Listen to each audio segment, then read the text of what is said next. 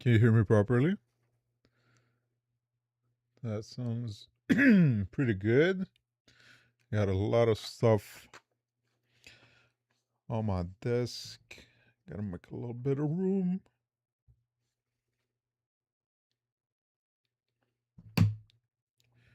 No problem.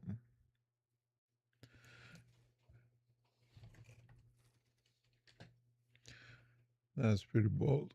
Sorry about that.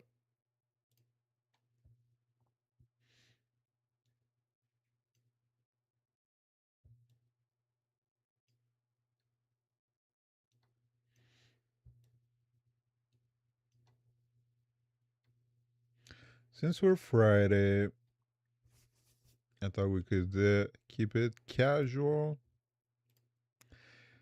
So we're just gonna watch a whole bunch of videos related to tech, as we usually do.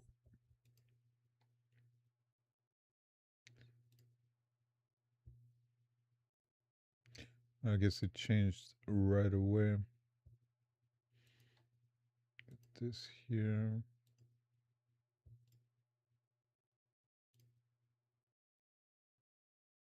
Okay. This is right here. I don't know if I don't think I should use the soundboard. So this one, I was pretty curious. Modern technology has become unusable. It's making our lives harder. By Haley. That's a cute name. Because I share the sentiment and she looks a little bit younger than me. I think it's pretty interesting to have a younger person point of view if it confirms my bias. Technology is just getting worse as time goes on. It's literally not getting better, and it never will. I hope you guys know that. I mean, already. There used to be so many cool cell phones. I remember I was looking at cell phones on the internet because I wanted to have the coolest cell phone. If you guys are interested, I could actually go over all the different cell phones that I had. I had some pretty cool ones. And everything was just standardized as soon as we got the all in one entertainment multimedia devices, which is a shame. Everything looks the same, everything is boring, and is worse for sure. Peaked technologically in 2016, so it's just downhill from there. Uh-oh, it looks like you're cured. Like, yeah, what the fuck? So it needs to be connected to the internet? What the fuck? What do you need a touchscreen? What the fuck? These are stupid ideas. Do you think fucking touchscreen is resilient? No. Buttons are. It's made to be pressed. Like, what the fuck? Machine is not connected to the internet. Please check your internet connection and try again. You are just moments away from fresh tasting, delicious Keurig coffee.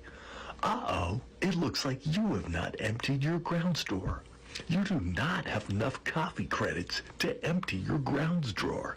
Would you like me to charge your credit card to empty your grounds drawer? That's pretty funny. You are just seconds away from fresh tasting delicious. Please do not block the camera. Why does my coffee machine need to be connected to the Wi-Fi? Why does my coffee machine have a camera? I should just be able to purchase a coffee machine, put it on my counter, plug it in, fill it with water, and place a coffee pod inside so that it can automatically pour me a cup in the morning. That recipe has worked for humanity for several decades now. So who in their right mind woke up one day and decided, you know what? I actually want to make my life 10,000 times more miserable as soon as I wake up. Like, I actually think I want my life to be more difficult. Who's with me? Because our lives aren't already complicated enough as is, right? Let's just make it impossible for a cup of coffee to be poured for us on top of it, right?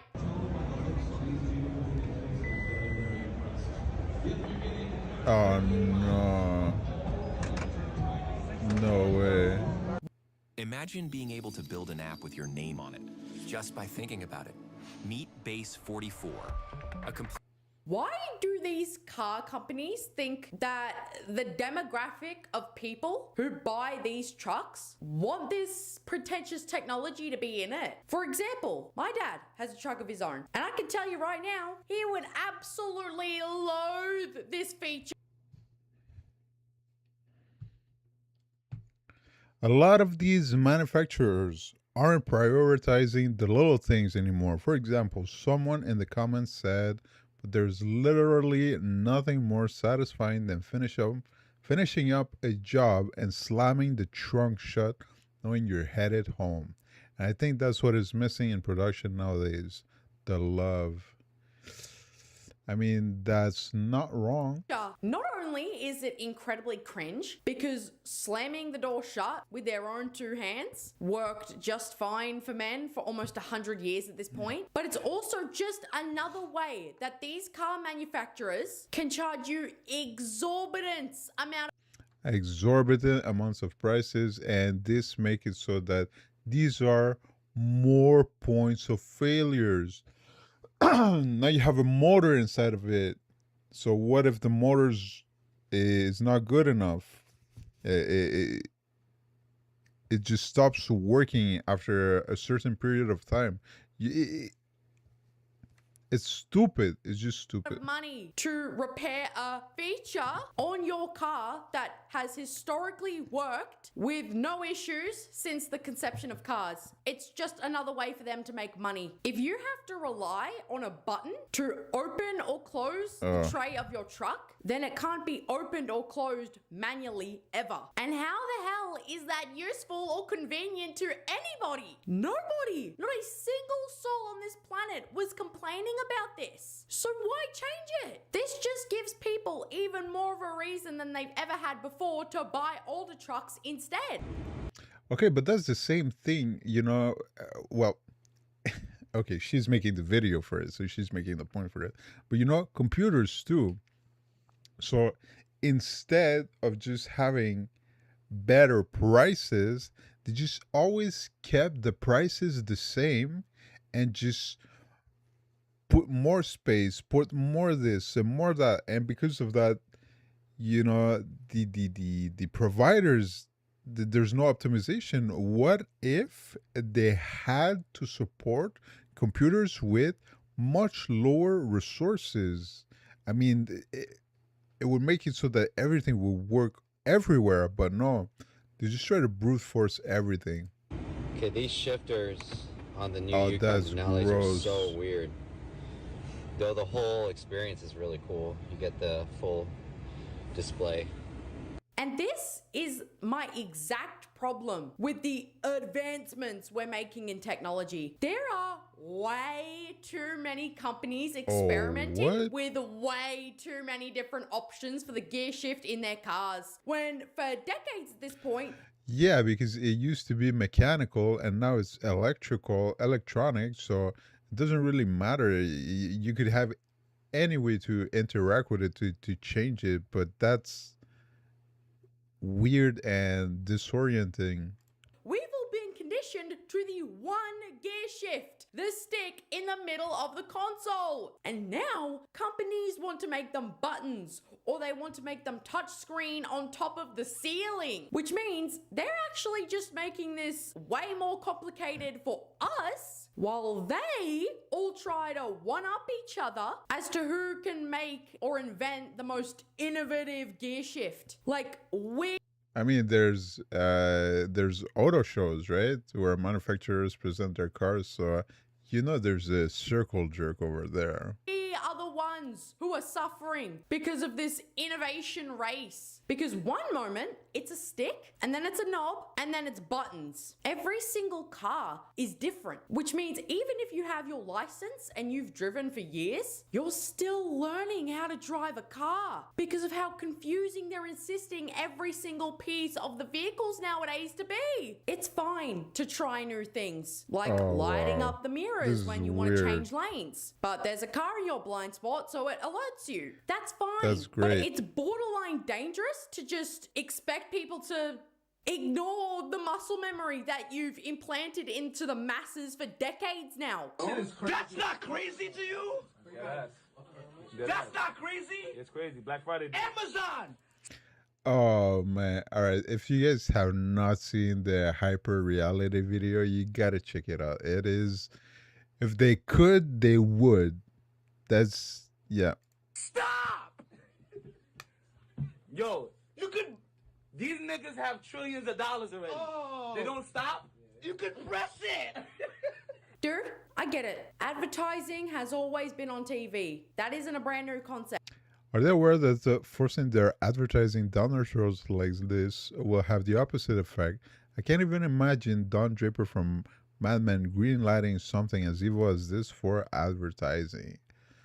All right, so you are exposed to so much advertisement inside one day. It is absolutely disgusting. And your brain blocks out probably most of it if you know, if you do believe it, because it doesn't matter what you believe. In the end, you are influenced by what you consume, and it happens. It happens. I mean, I fall victim to advertisement. It is disgusting. I mean, they've had decades of practice.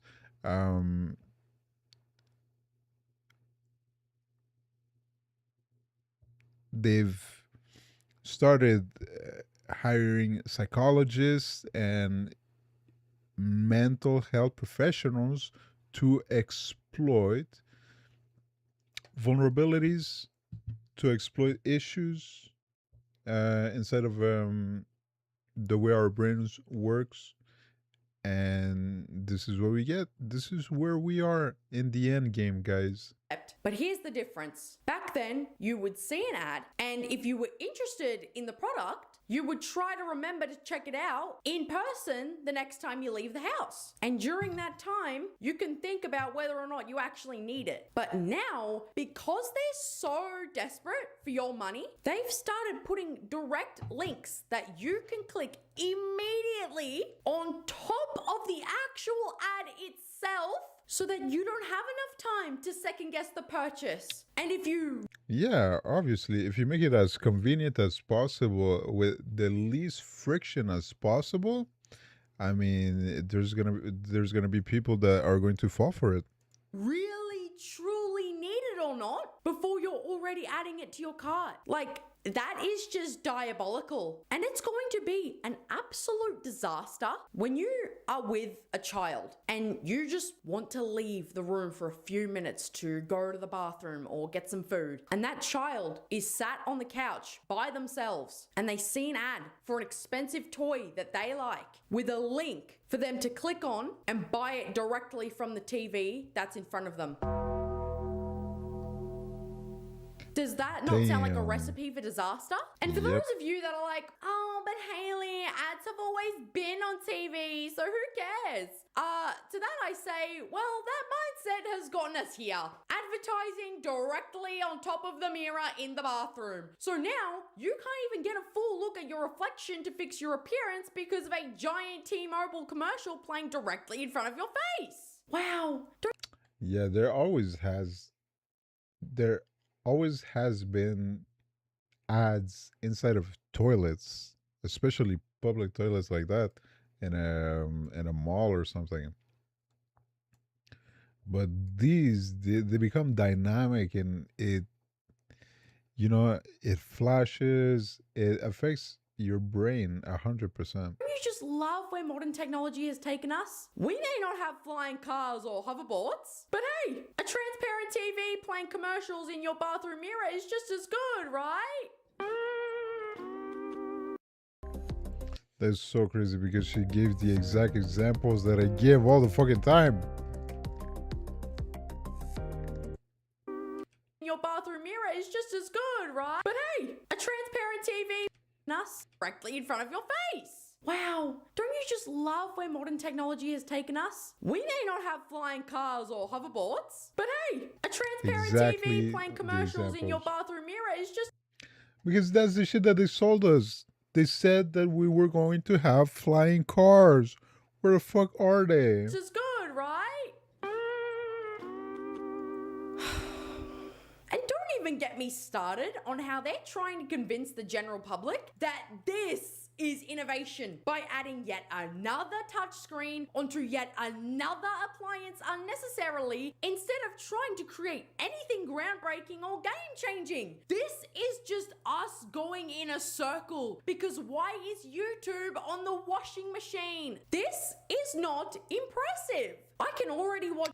Well, this is not too crazy either because they probably just use the leftovers of like old cell phones and whatnot instead of it going directly to waste. They probably save costs reusing that, just adding I don't know, 6-7 inch panel and call it a day. So YouTube on a phone, an iPad, a TV, a gaming console, and a computer. That is enough. Why do I need a way to be on a screen while I'm just trying to wash and dry my clothes? I'm not gonna be in there. oh, that would be so crazy. Is it an app that controls the washer? That's so crazy. It's not as if a cell phone has had any hang up ever, right? What the fuck? For 25 minutes, dude.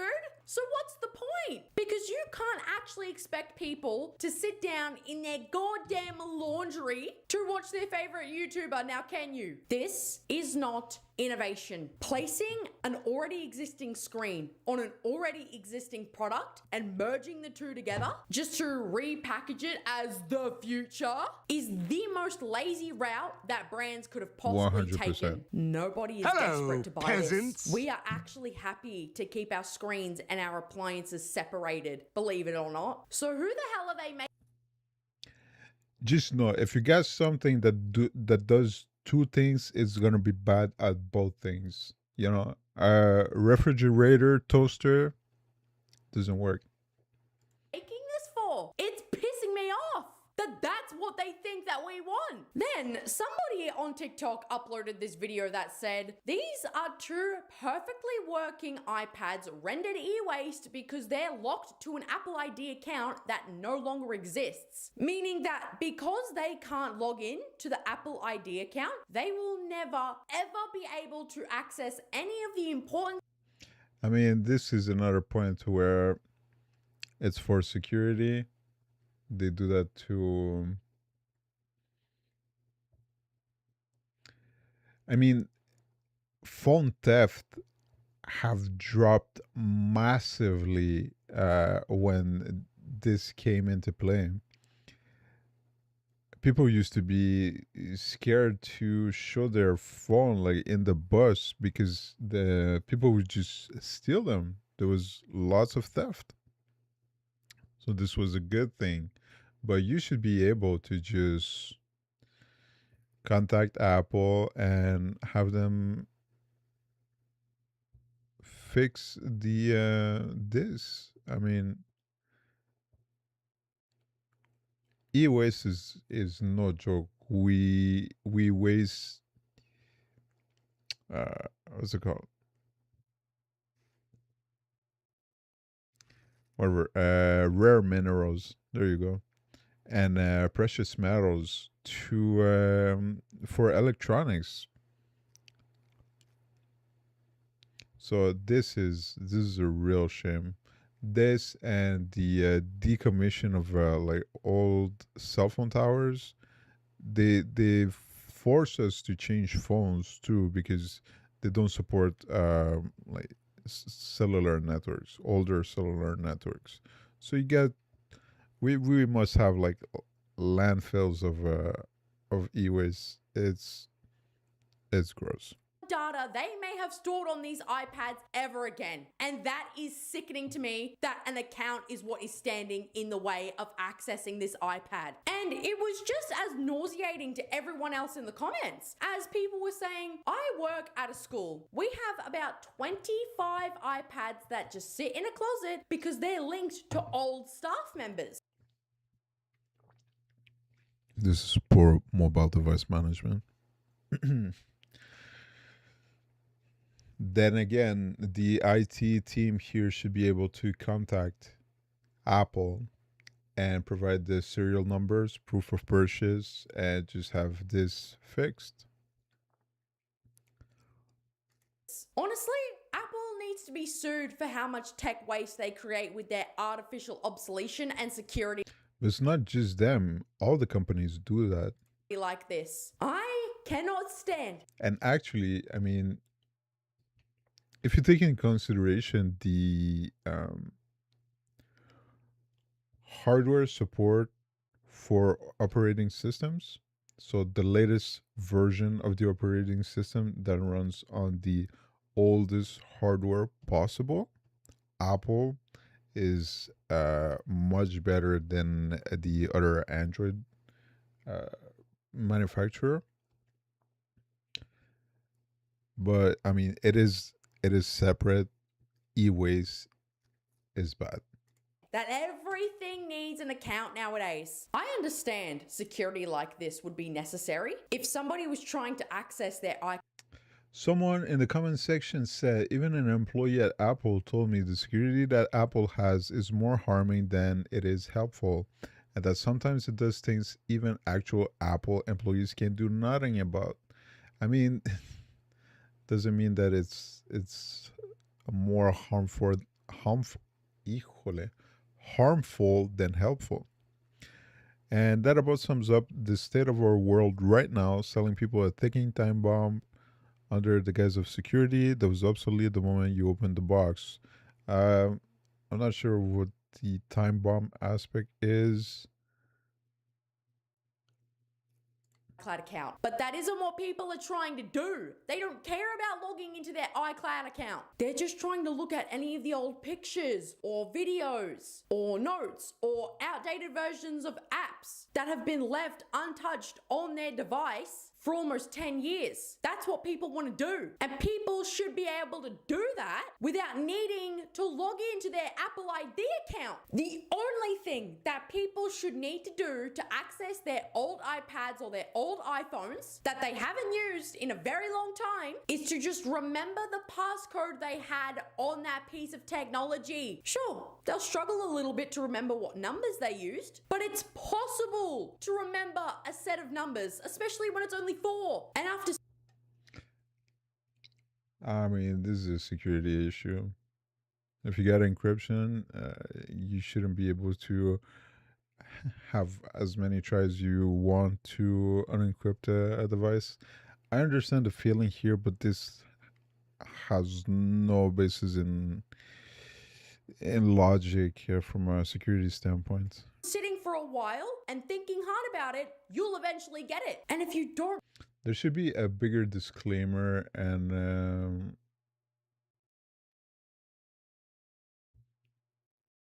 people shouldn't feel like they're forced to connect their Apple ID account. But I mean, it goes with the rest, right? So you needed to download apps and you needed to interact with these services. I don't know. I don't know. This is just normal behavior. remember it, then at least you had a chance. But if your old Apple ID account doesn't exist anymore, then you I mean, I said it before. I had a BlackBerry playbook and it wiped itself in my face because I only had 10 tries.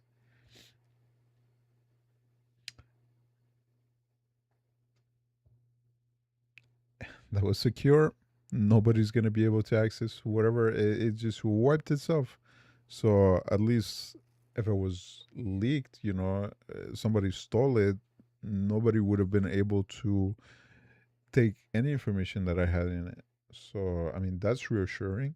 are genuinely done for, because it will never, ever, ever log out of that account, even though it recognizes that it doesn't exist anymore. And then it's possibly years of your life that was documented on that technology just gone like that, like it never even existed in the first place. All just because Apple purposefully designed it that way, so that you're always forced to upgrade your devices every single year, because you're always being locked out of them. And this is the future. I see the angle. The locked up part. I'm sorry, that's not the right argument to make here. There is planned obsolescence, but being locked out of your device, come on, man. It's as if you were saying that you can't expect people to remember their password to their email account. I mean, you want to get inside, you need your email and your password. It kind of goes together. That everyone was so excited for, people. If only we knew then what we know now. Yo, iPhone, count your days. This is like the 10th time. It's not on silent, y'all. It's on full loud. It's just sitting here quiet, never made a noise. Yeah, because you have to manage like the ringer sound as well. You know, if you're on the home screen and you adjust the volume, you're gonna see in the top ringer, and it doesn't matter if you're not on silent. If the volume is turned on, but you get the ringer all the way down, that's as loud as it's gonna be. I mean, there's so much about these devices that most people, I think, they just don't really know about or don't really care to understand how it works. But I mean, she makes a great points overall. Apple. I missed a very important appointment a few weeks ago because none of the 4 alarms I set went off. My phone was not on silent or do not disturb either. You know what's insane? We spend thousands of dollars on these brand new iPhones just for the alarms on these $1,000 phones to not even work. How the is that not a scam? If you want me to buy your brand new phone every single year, then give me a reason to. You know, that being the... No. I'm sorry. Don't buy a new cell phone every year. That's stupid. By any way you look at it, it's just stupid. absolute bare minimum, which is literally just to have my phone work when I want it to. God, is that too much to ask for? I just want y'all to hear this. That person is blind as a bat. How the fuck do you get these so big? But then again, I would be very curious for her to unlock the phone, be on the home screen, and press the up volume. Do you hear anything? If I wasn't awake, Apple. I mean, okay, so this is the type of shit I had to deal with. People that just don't understand how stuff works, and they get so freaking mad, and you need to know the answer right away, because otherwise, look at the frustration here. So much frustration. Just unlock the phone, be on the home screen, press the volume up, all the way up, where it says ringer. You're going to see, you're going to be happy. Everything's going to sound so aggressive.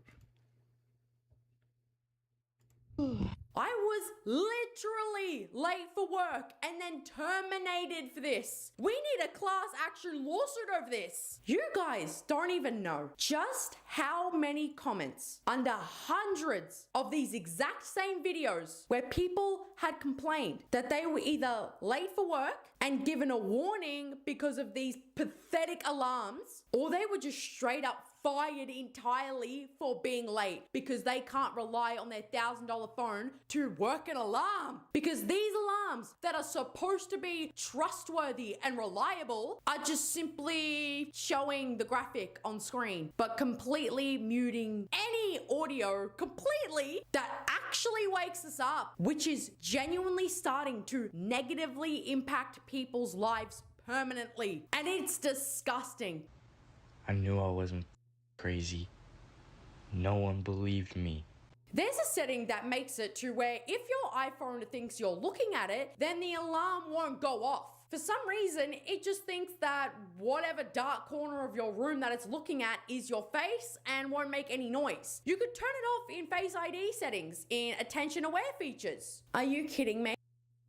I mean, Face ID knows if your eyes are open or closed. It wasn't able to unlock people's faces with the mask on. This here's a little, I'm a little doubtful about it. It's detecting whether or not it wants to actually set my alarm off based on if it thinks it's looking at my face. Jesus Christ, not only is that some of the most horrific information to learn, but do you guys remember when you could buy an analog alarm clock, plug it in, set the timer, and then it would just go off at the time you asked it to under any circumstances? Do you remember when you guys Unless you could buy don't have something batteries and it would- inside. Like, okay, you see there's a cable here, so there's two options. There's three options. You can run it with just the cable, no batteries. You can run it with the batteries, no cable. We can run it with both the cable and the batteries. So if you run the cable with the batteries, you're pretty sure that it's never gonna be off. If you run just the cable, it might turn off if you have electricity shortage, or you can run low on the batteries and you still have the same issue, right? If you forget that you lowered the volume, you're gonna have the same issue. Work the way it was intended to work, not picking and choosing based on a hidden setting that they don't even tell you about when you buy the product and you have to discover for yourself. Yeah, those were good times. I miss that. Then in this TikTok, someone says they rightfully don't want the future anymore because when they were walking down a grocery store aisle looking for something to drink, they opened a fridge door that was supposed to have Gatorade inside. But when they opened it, there wasn't anything behind the door. So they have no idea what door they're supposed to open to buy a bottle of Gatorade. Who is this for? What was this for? What was the point? You know that game on one of the Mario Party games on the Switch where there's a bunch of doors with an object behind one door and the rest of the doors are empty? Yeah, I shouldn't be playing that game when I go into a grocery store. I don't want to be playing peekaboo or hide and seek when I'm in a gas station trying to get a drink. I don't want to be guessing what's behind one of these refrigerated doors. Like it's a mystery novel or a horror movie and I'm about to be jump scared. I don't want to be opening every single door in the aisle just to look for one specific drink because I can't trust what I'm seeing on the door to be accurate, when they could have just left the doors alone and continued to let them be see-through glass doors like they had been for 100 years. It's to hide the shame. Look at how gross this looks. And never failed anybody before. Is it not good enough to just look through some glass? Why do we need to screenify everything?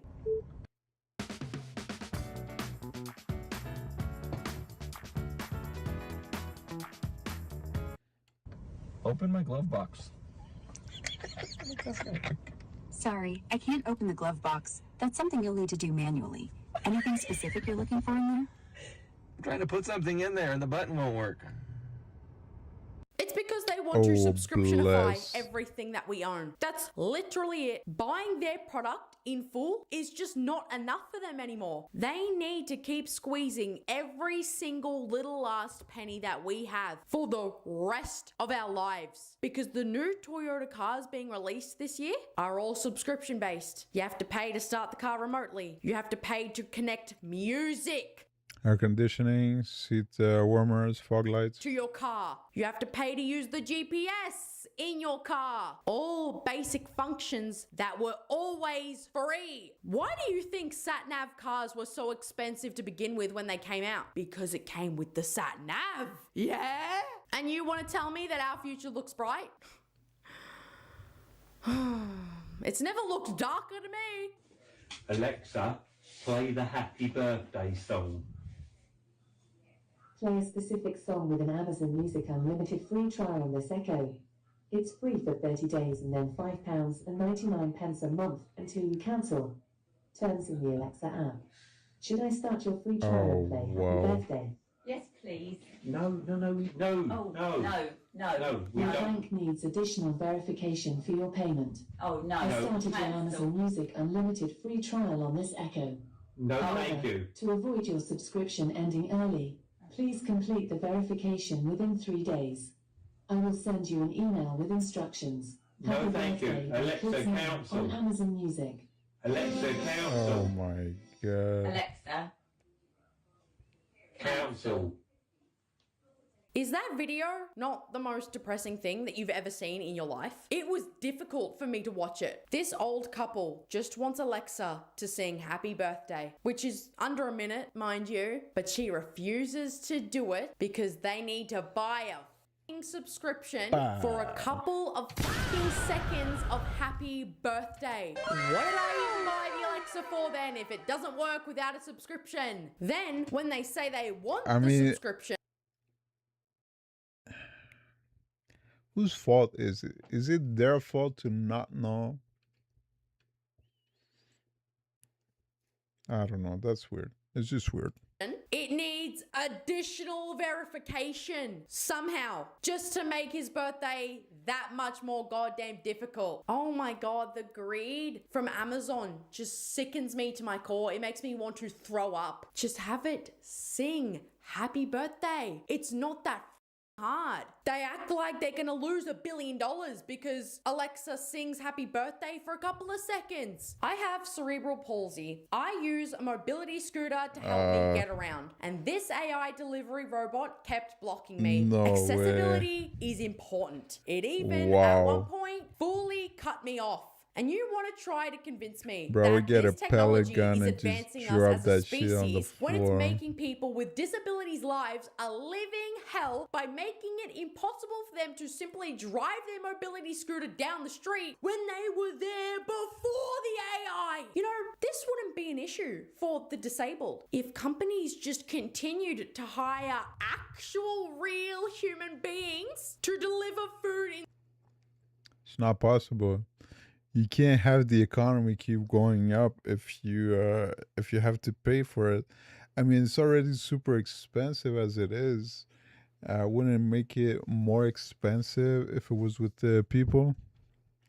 Instead, because a human will try everything in their power to not block a disabled person with their vehicle or with their bike or even with their own body. And a human most definitely won't recognize that a disabled person is behind them and then will intentionally try to cut them off again after That would be recognizing that they're bold. there. Not only would disabled people benefit from this, but real Oh, hello, human beings a would hero. also not be missing out on a job to a robot and would be able to make money for themselves. And you want to know how I know this Yeah, but it would technology is just doing more raise the harm to our prices so intelligence much. than it is good? Because students of today are crashing out on AI for giving them the wrong answers to their work and are demanding that AI give them the right answer they're looking for so they don't fail their test. If you know that the answer that Is this how much we're prioritizing convenience over effort nowadays?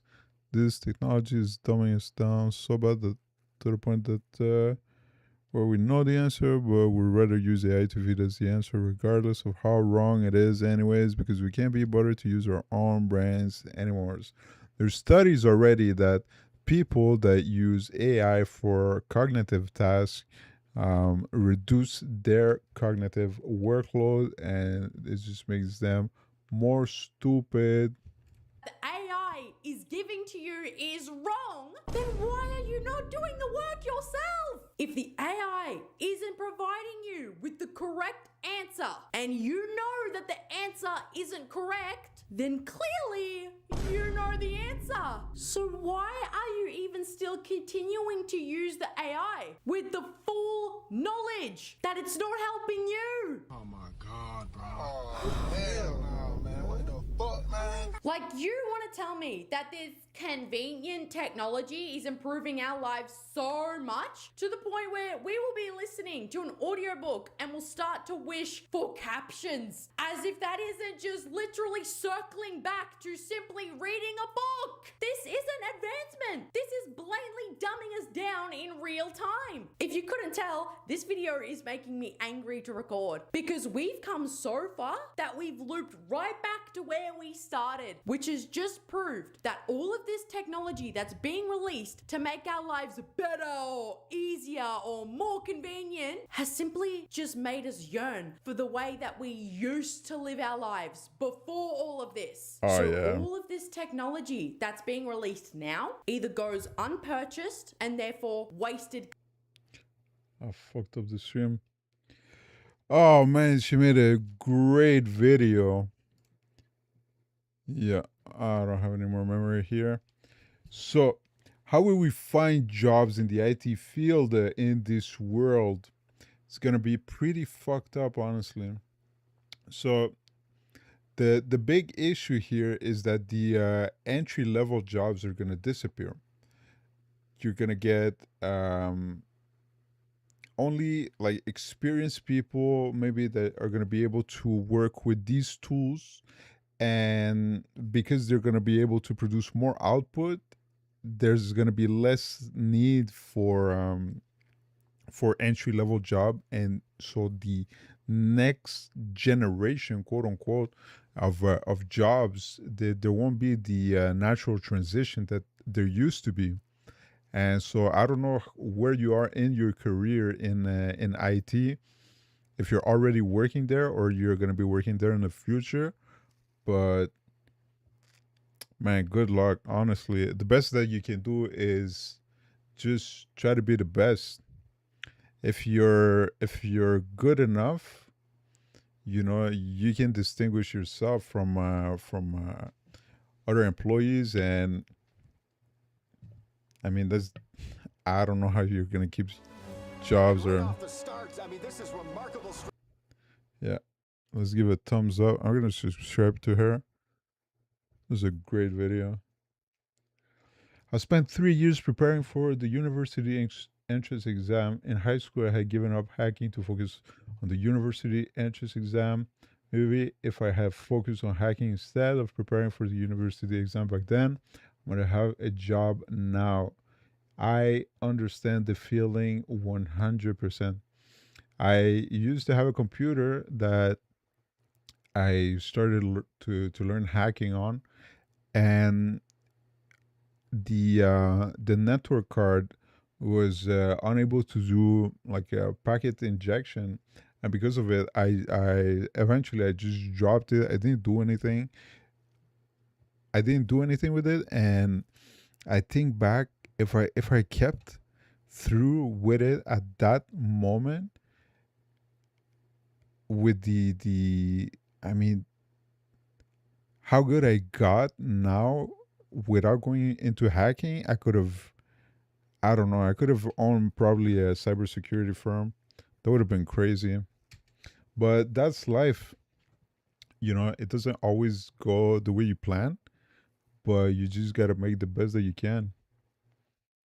So it's going to work around 2015. I didn't even know a field like cybersecurity existed, and I never imagined it would develop so much. I mean, it's so crazy because it is developing so much, but the thing is, if you want to work in it and be really good, you gotta have enough technical knowledge that you could expect to get very high salaries. That's good, it's all right if you have like a bunch of experts that do that have high salaries. But the thing is, everybody there was a big boom, a big rush where everybody wanted to go into cybersecurity, and it was saturated. It was oversaturated, and now because of AI, quote unquote AI, you could just have that shit running 24/7, analyzing, uh, new vulnerabilities, check if your network is vulnerable to it, and you don't need to pay multiple multiple people six figures to do that for you. So I think cybersecurity is going to become is going to shrink even more, and but the people that are going to be able to still work in cybersecurity, they're going to be like the the top. They only hire people who knew the term cybersecurity. Man, what I think is fucking crazy is I've seen people in cybersecurity teams, and I've seen people with way less technical knowledge that I have, and I just find it so crazy. But you got multiple aspects to cybersecurity. You got and those people with the lesser technical knowledge, what they usually do, they take them and they shove them in the alerts. They just watch alerts all day long. They don't take any action. They don't do shit. They just have to look at the alerts. And whenever there's something bad, they they transfer it to another team. So if if you start in cybersecurity like that, if you can move, that's great. But if you're stuck like that, I would probably kill myself. I would be so depressed, so depressed. But yeah, cybersecurity is still evolving, and now with the AI agents and all this shit, I don't know. I think it's gonna get worse. All the yeah, I mean, I felt like that too for a while. I thought it would be great, right? You're in cybersecurity and you can jerk off all day. You can play video games because usually there's not that much to do. But I don't know. I would find it boring. I had a job where I had a lot of free time and no oversight, and I was so bored all the time. It was bad. It was too bad. So, are you working in IT right now? Oh, in 2015, bro. How old are you?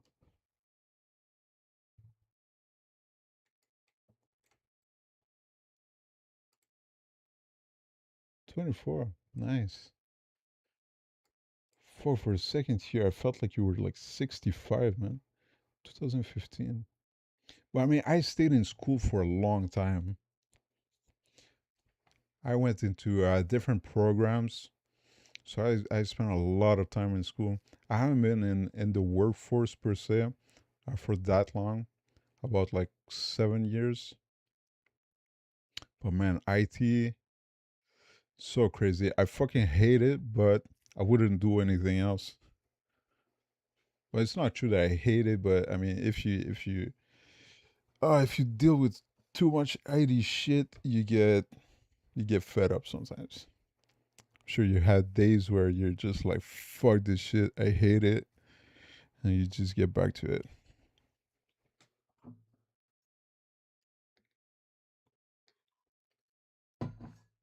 Where are you from, man?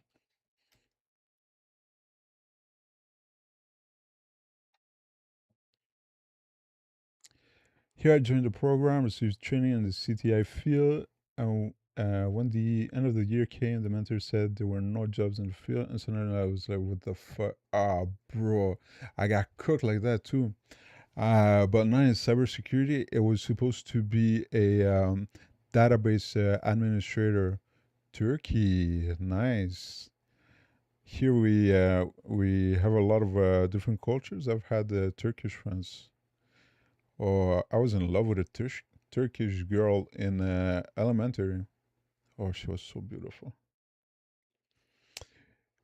Yeah, yeah. Oh, yeah. I was supposed to be a database administrator. He said, "You know what? I'm gonna be able to take you under my wing. I'm the only one here." Oh, bro, don't say that. Uh, Honestly, I'm not that deep into like geopolitics. I hope you're doing okay for yourself, which is what we can only hope, right? There's so much shit everywhere. That's a crazy thing. That's a crazy thing. You think it's just bad where you are, but you look and it's getting worse like everywhere. It's pretty bad.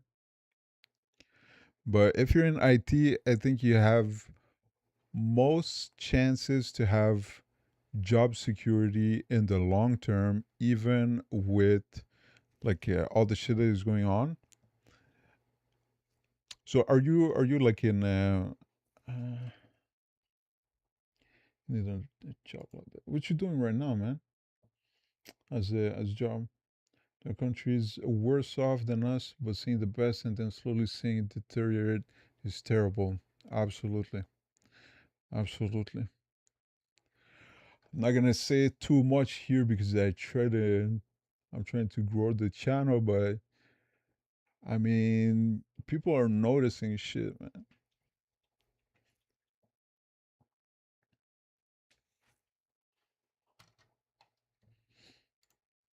But yeah, man, IT is not a bad choice for job security. Even let's say they do all the shit that they're saying that they're gonna do. You're gonna get AI everywhere. Let's say this happens. They're gonna need people that are going to be able to integrate regular companies into that. So there's even opportunity there. But I guess yesterday's market loss, we'll see how it goes because this is going to affect pretty much worldwide. Even if the US uh, crashes a little bit, I think it's going to have big repercussions everywhere. Hopefully, not too bad.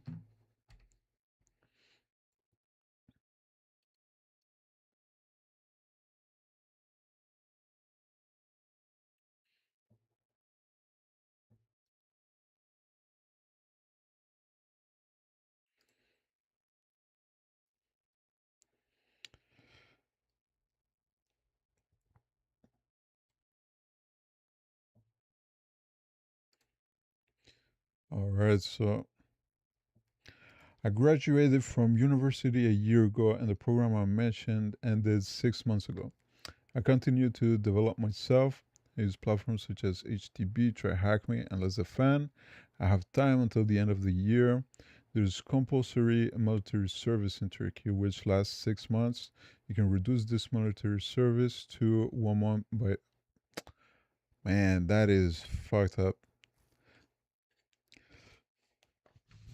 Oh, bro. The good thing about cybersecurity is that you need very little resources to get pretty good technical. I hope you're doing okay for yourself. 6 months in military service. I mean, I haven't had to do any military service. I thank God, but I mean, there's a lot of shitposts for sure, man. But I don't really see it like that. You know, we all struggle. We all struggle for real. So you see what you're saying right now. I had to go through the same shit, man. Not exactly, but I had to go through some of that shit over here, man. Whenever I finished, I was working part time to a stupid job, and I was convinced I was gonna get the database administrator job, but and I had to just fucking keep going at it. Eventually, I progressed, and I had to change jobs like 6 times to get to where I am right now. But that's what you got to do, man. You get inside of a place. You try to get as much experience as you can because usually the first couple of jobs that you're gonna get in IT, you're gonna get shit. But you got to make your experience. Once you get enough experience, then you try to change place, and you show off yourself. You say, you make yourself bigger than you were. You say, oh yeah, I used to do that, even though you did it only once or just a couple of times. You say, I was a master in that. Then you change jobs where you do a little bit more of that. And once you know what you want to do, because you might be into pen testing, because what you're showing what you're showing, it's a lot of pen testing shit. But cybersecurity, you got also governance, so you might feel that this is something you like, managing security policies. So even cybersecurity is pretty wide. So once you get enough experience, you might say, I want to get a little bit more into that. You get experience that's close to it, then you try to get another job that is in that field. That's how people do it.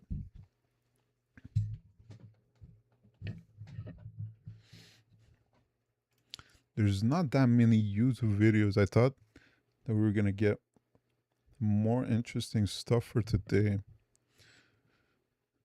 but there's not a lot of it.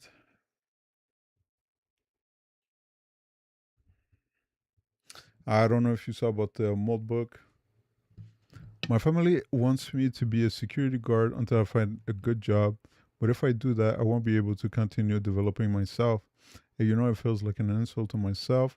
All those years of education, going to school, and the result is a security guard. Many people in my country are unemployed at home because of this. I'm not the only one in this situation. Yeah, I can imagine, but having a job is better than no job, especially considering like how it's going.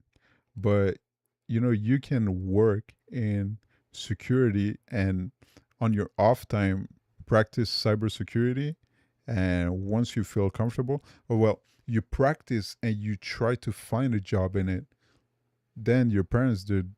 Bro, if you work as a security guard, you get a little bit of money. That's great. That's what people usually do. Bro, I used to sell fucking computers part time. I worked in a hardware store. Bro, I had so many part time jobs while I was studying for IT.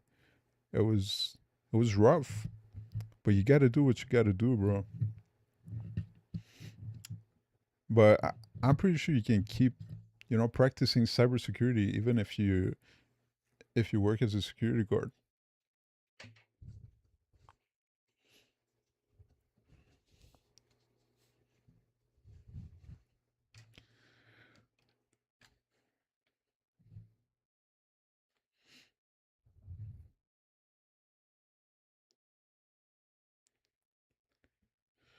I'm sure that if part-time jobs were like they are in your country, I would definitely do this.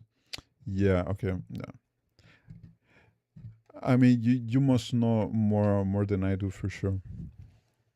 But I don't know, can you do when you're not working, or because security guard jobs, it depends if it's a high profile or what you're gonna do. Sometimes people have free time during the security shift. I mean, you can keep reading on cybersecurity. Just don't give up, bro. That's the only thing. You gotta keep pushing through.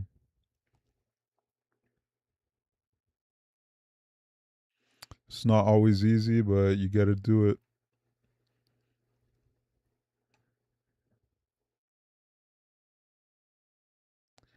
And bro, it's not a waste of breath. That's what I'm saying. People that I don't think a lot of people understand. It doesn't matter what the struggle is, everybody struggles. We all have struggles. So, bro, just do your best, man. You gotta do as best as you can and try to let go of the things that you cannot control. If your parents are gonna be happy just because you work a security guard job while you keep working, you're cool, man. You're cool. Keep at it, bro. Keep at it. All right, I need to watch a couple of videos because I haven't done it in a minute. Bro, take care of yourself and just don't stop pushing through, bro. That's how we're gonna make it. Welcome to the next generation of website creation. Okay, so a little bit like the other video that we just saw, this one caught my curiosity because it was a younger person that's talking about interests of an old geezer like me. I think I officially have, yeah, I have I don't know, man. I think I need to get like the subscription because usually I don't watch YouTube videos on my computer because I get so many ads. I have a Pi hole to block DNS requests, and I use the app on my iPad that mixed up with that. There's no ads. And since I'm trying to do the live stream, I always get these, and I don't know what's the policy with the Google for Chrome extensions that block on YouTube. So I'm trying to be kosher. All right, so the golden era of tech is over by Pooja Doot. Gonna hit refresh. Gonna get a little ad. A few years ago, knowing basic Python could land you 3 job offers. Look, I got this job offer from Amazon. How? All you wrote was this. Yo, my Yeah, computer is I know, so right? busted. 350K total compensation. But now, most people... Fuck.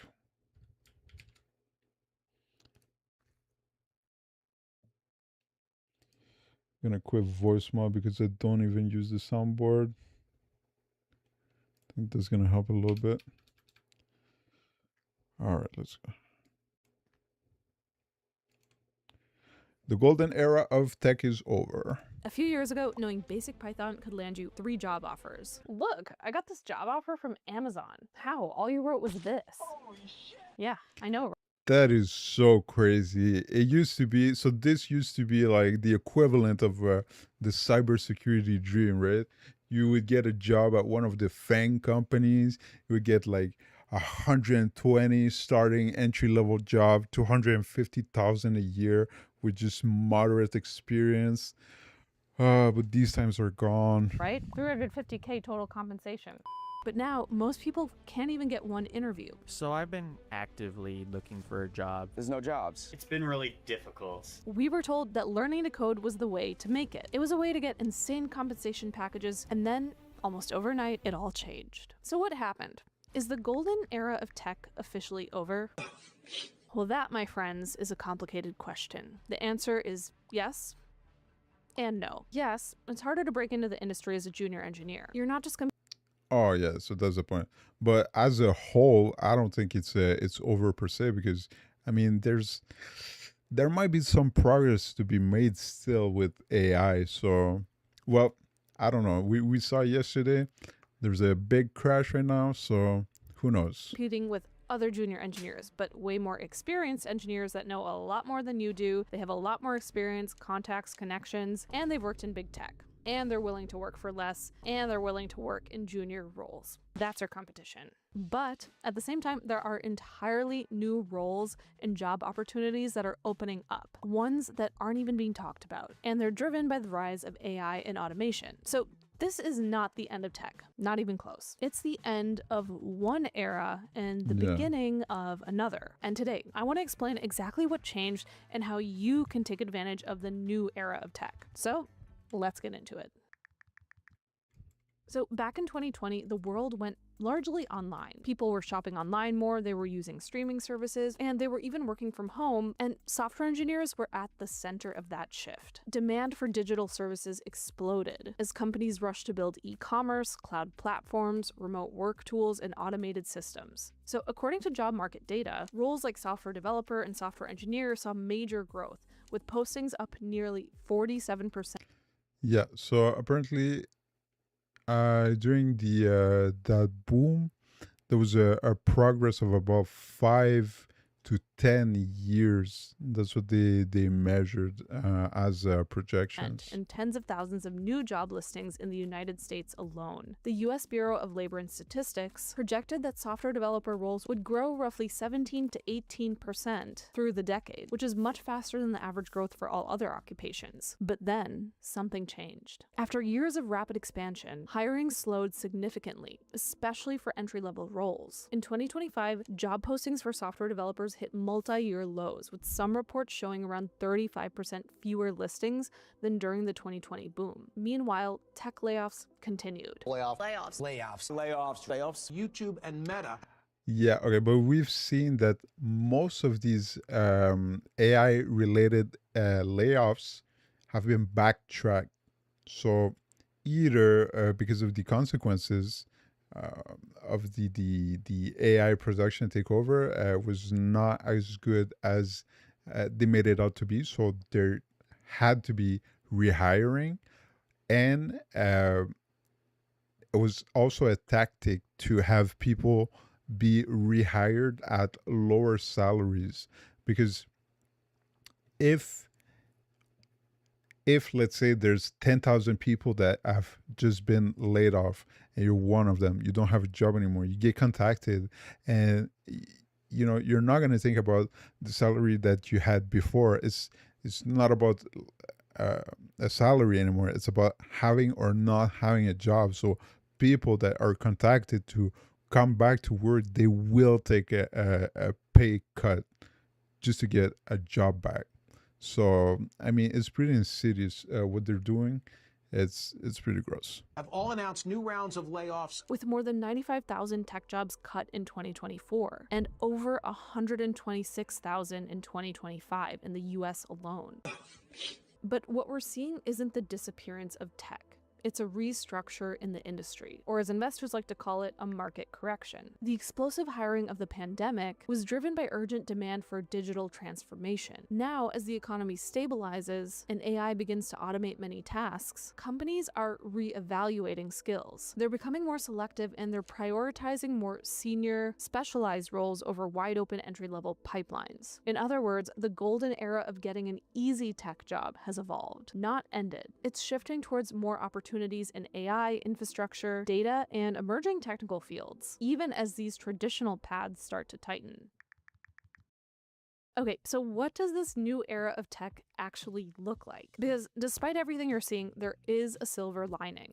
I promise. The biggest driver of this shift is AI moving from experimental to operational. Companies don't just want models anymore. They want systems that do work. That's why the fastest growing opportunities aren't just coding jobs, but jobs that sit at the intersection between AI, automation, security, and real-world systems. I mean, Yeah, there's some. If you're able to translate AI models to applications into small and medium businesses, real world applications, there's opportunity there for sure. But the thing is there going to be an implementation to be done at all? ChatGPT, they're discontinuing older models.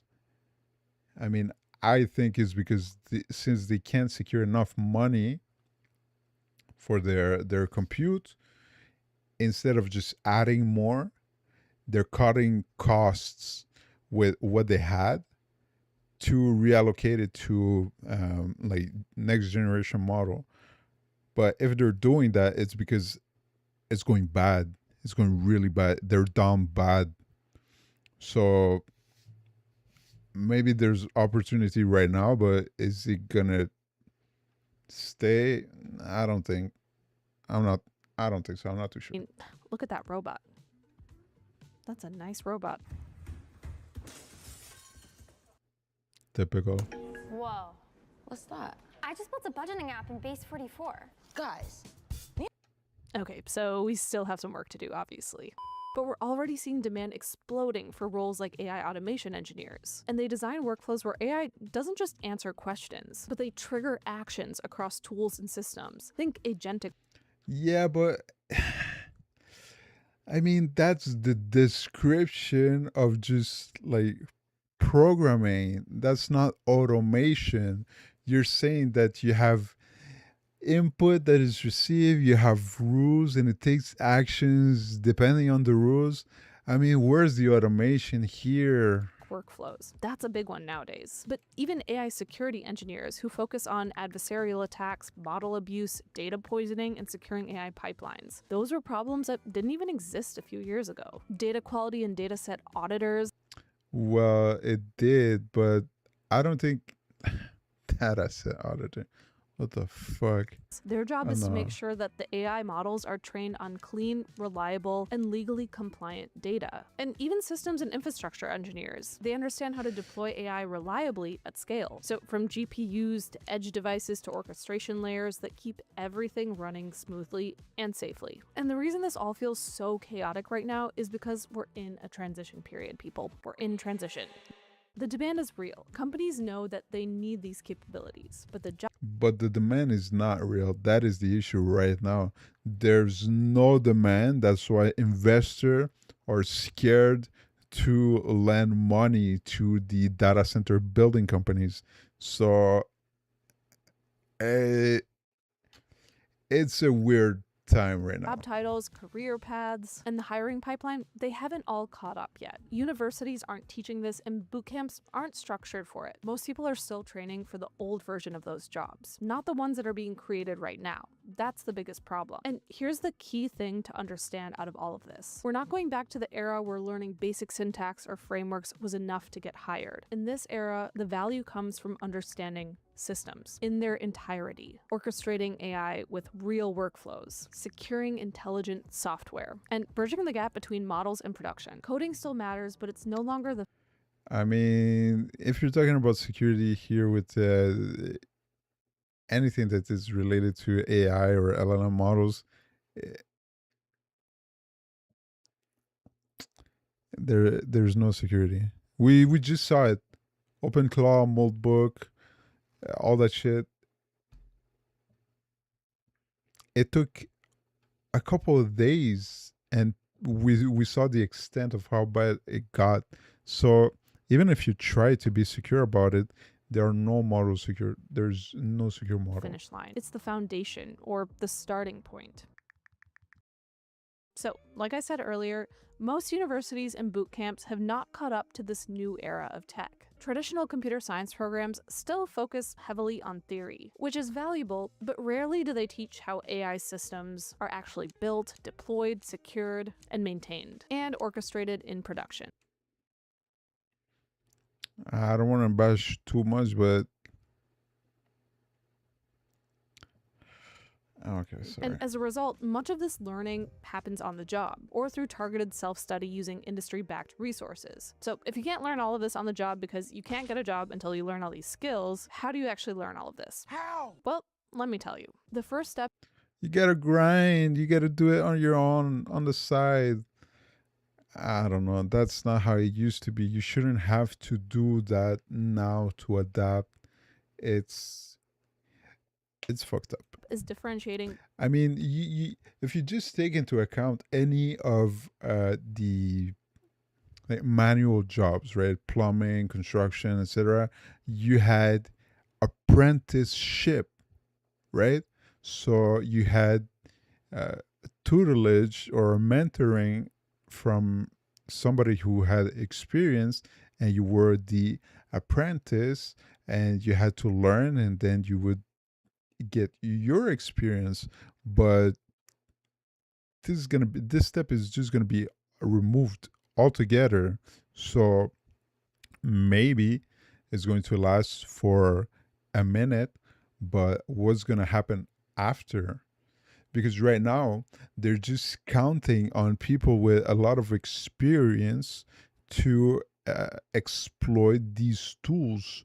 But if not if when all these people with the experience, when they're gone, and you have not had the transition, you don't have the entry level jobs, getting the experience and transitioning, you're just going to have a whole collapse at the same time, because there's only a limited amount of people that are able to produce the output that the AI companies are presenting as possible and accessible to everybody. It's not everybody, it's a tool. If you can't use the tool, you're not going to be able to do something that somebody who knows how to use the tool is going to be able to produce. So even if this is absolutely brilliant, it's not going to be as powerful uh, from one person to another. Between foundational skills versus specialized skills. Foundational skills still matter. That's learning how to code, understanding data structures, understanding system design. Those are all non-negotiable. In fact, those are just the starting point now. Remember how I told you the era of easy tech is gone? Now it's a little bit. But that's the thing, is that we had to translate natural language into something that was going to be able to be interpreted by computers. But they're going to do it the other way around. So they're going to have the computer language be translated so it's in natural language so people are going to be able to understand. You won't need to fundamentally understand how to code if you don't need to debug it, if it's going to do it on its own, if you can just read a resume of what it does. But the thing is, if that happens, people are going to start being reliant on it. They're gonna shift people in a sense of security. They're gonna say you don't need to know how to code because it's going to be traduced in natural language. Then all the people that know how to code are gonna disappear. Everybody is gonna fall back to what it says, but it's going to have hallucination. Unless they change fundamentally how it works, it is going to have hallucinations. And that's going to be the issue, because then people will not be able to tell. You're going to ask it something, it's going to say you, yes, it does this, but that won't be true. Yes, I implemented this, but that won't be true. So freaky times. More complicated, because the easy way of getting a job is now the first step to getting a job. But that makes sense. How can my brand appear in AI search? How can I boost digital brand visibility? Introducing SEMrush One.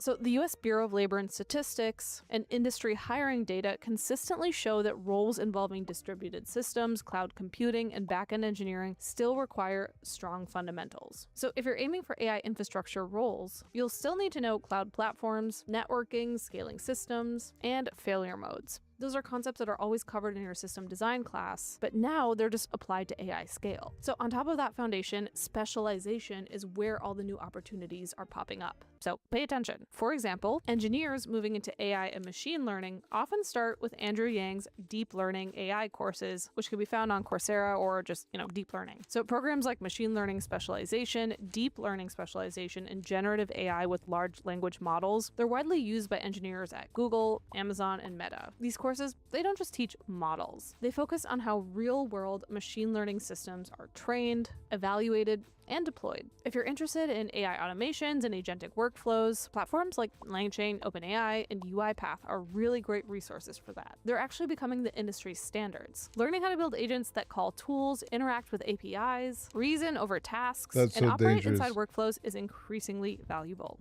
Because of the same reason, because of hallucination. What are you going to do when you're okay, well, it's going to manage shipments, so it's going to say that it ships something that it hasn't done. Is fundamentally, because of the way that it works, it is bound to happen. If it's going to happen even once in 1,000 times, once in 1,000,000 times, it is going to happen. It is guaranteed that it's going to happen. So what are you going to do then? You're going to say, okay, so let's say somebody lost their shipment and never received the shipment. We see that the machine said that it was sent to you. So we're not going to refund you. We see in the machine that said it was sent to you. What are you going to do? What kind of recourses you're going to have then? Like, what the fuck? You're going to get that in every single industry. It is so stupid. So fucking stupid. UiPath, for example, offers free training through its UiPath Academy, where engineers can learn automation, orchestration, and agent-based workflows hands-on using real tooling. And it's not just theory. I feel like Security this is is an ad. another area seeing rapid transformation. That's right. And traditional cybersecurity knowledge is still required. But now, companies are hiring people who understand AI-specific threats. So according to research from organizations All of them. All of them. It's all AI threat. If you have AI, it's a threat. Like, what the fuck? If you have AI, whatever it controls, it's going to receive information. It's going to receive input.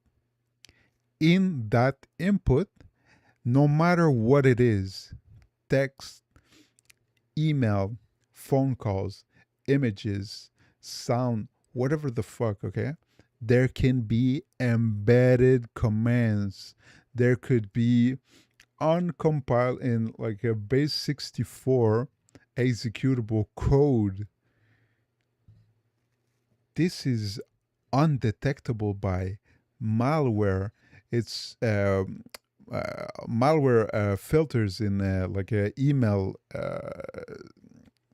Jesus Christ, I'm sorry. Malware filters like in Office 365 or whatever, and antiviruses as well, because it is not a program, it is not executed, but the model is going to be able to read it, interpret it, however, and take actions. So if it's able to take actions, it is 100% able to be exploited. People that you tell, be careful of the emails that you receive. We put systems in place that analyzes email links, pictures, everything inside of the message, the headers, the email protocols, if they're respected or not. There's so much safeguards in place right now, and you have people that you tell them, be careful, and they fall for it. You're going to tell me that this is going to be infireable? That is stupid. like NIST and MITRE, new attack surfaces like prompt injection, data poisoning, and model inversion in relation to AI are becoming major concerns. So courses and certifications that combine security and AI, that's what you want to do. These include cloud security training courses from AWS or Google Cloud paired with ML fundamentals are becoming increasingly relevant. For data-focused roles, the emphasis is shifting from just training models to data quality, bias detection, and monitoring. That's 3. Companies are investing heavily in machine learning ops and governance. So courses like ML Ops Specialization on Coursera and industry tools like MLflow, Kubeflow, and data observability platforms are now part of production workflows. And engineers who understand how to audit datasets, monitor model drift, and ensure compliance of the system are in high demand as AI systems move into regulated industries like healthcare and finance. And here's the most important part. You don't need to learn everything all at once. Why am I whispering? The engineers that excel in this era are the ones that combine strong fundamentals with 1 or 2 deep practical specializations. So whether that's AI infrastructure, security, automation, or applied machine learning, the goal isn't chasing every new tool. It's understanding how real systems work end to end. So no, tech isn't dead. Just the easy version of it. The era where learning a single language or grinding a few leak code problems and coasting. Yeah, but honestly, that was already gone. I mean, are you talking about COBOL or assembly? I doubt it. Into a cushy job is all fading fast. And honestly, that version of tech was never meant to last. What's replacing it is harder, more complex, and honestly, way more interesting. We're entering an era where the most valuable engineers aren't just the ones that can learn how to write code. All right, I'm really sorry. I gotta go take a leak. I'll be back in a minute.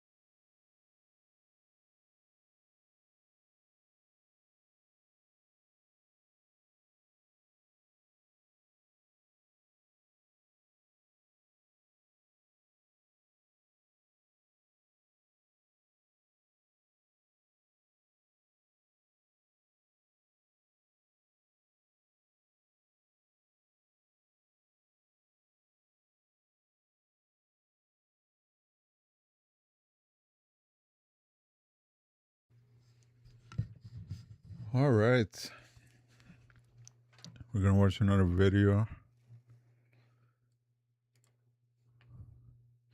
Oh, I made myself a coffee. Give me a second.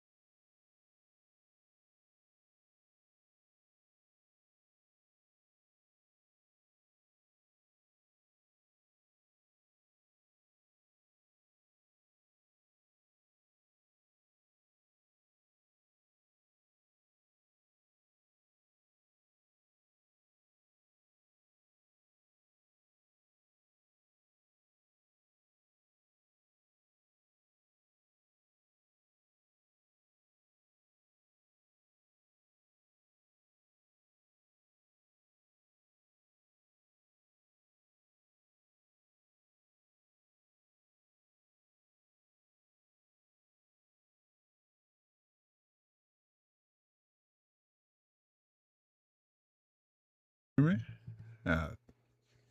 Thank God I noticed before the video last time. I think I didn't see the last half of a video spoiled because of it.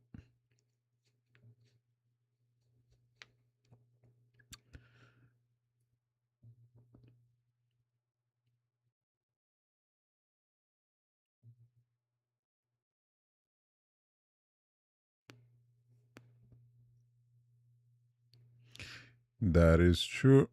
Everything is backdoored by default. Man, that's interesting.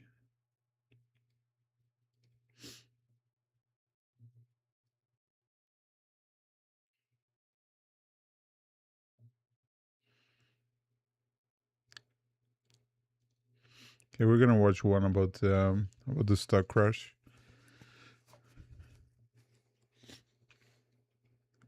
You ever worry that our entire economy? Everything is backdoor. Oh yeah. Volatility doesn't wait. Stay ahead of the market with options trading at Questrade. Limit your risk or increase your upside by building multi-leg trades so you can find your winning strategy. Switch to Questrade, get 1 month of free options. Monday.com, the opposite of any work platform we tried in the past. We tried other work management platforms, not naming names. So the reason that the markets are crashing is people have started to do the very basic mathematics necessary to be able to wipe your own ass. Oracle is running out of money, has one customer. Well,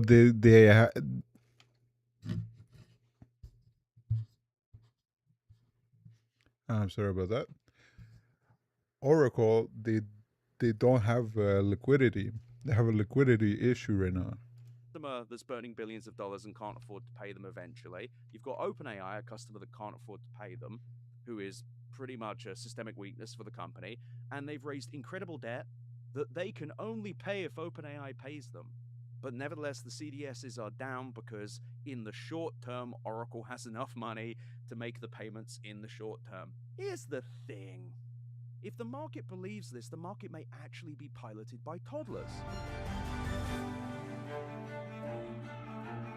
That's going to be interesting.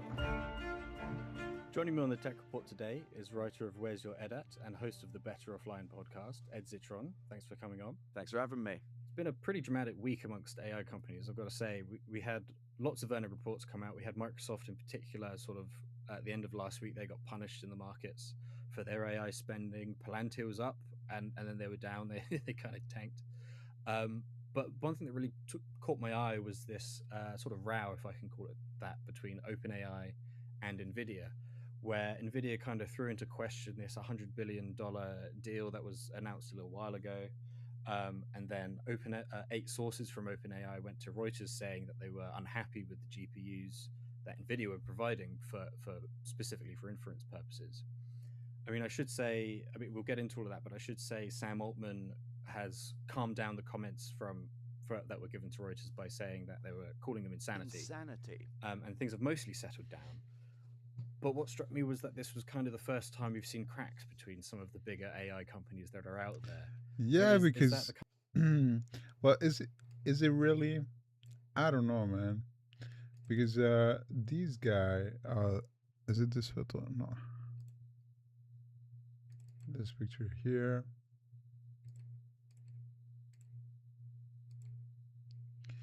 These guy, there's Jensen here, and we got Sam Altman right here. We don't see the mouse, because I'm not doing the screen share. Okay, so there's a Sam Altman right here, and we got Jensen right here, right? And they're together with Donald Trump in the UK at the Royal Banquet hosted by King Charles III. So you're going to tell me that there was a miscommunication between these two? So at first it was said that NVIDIA was going to invest 100 billion.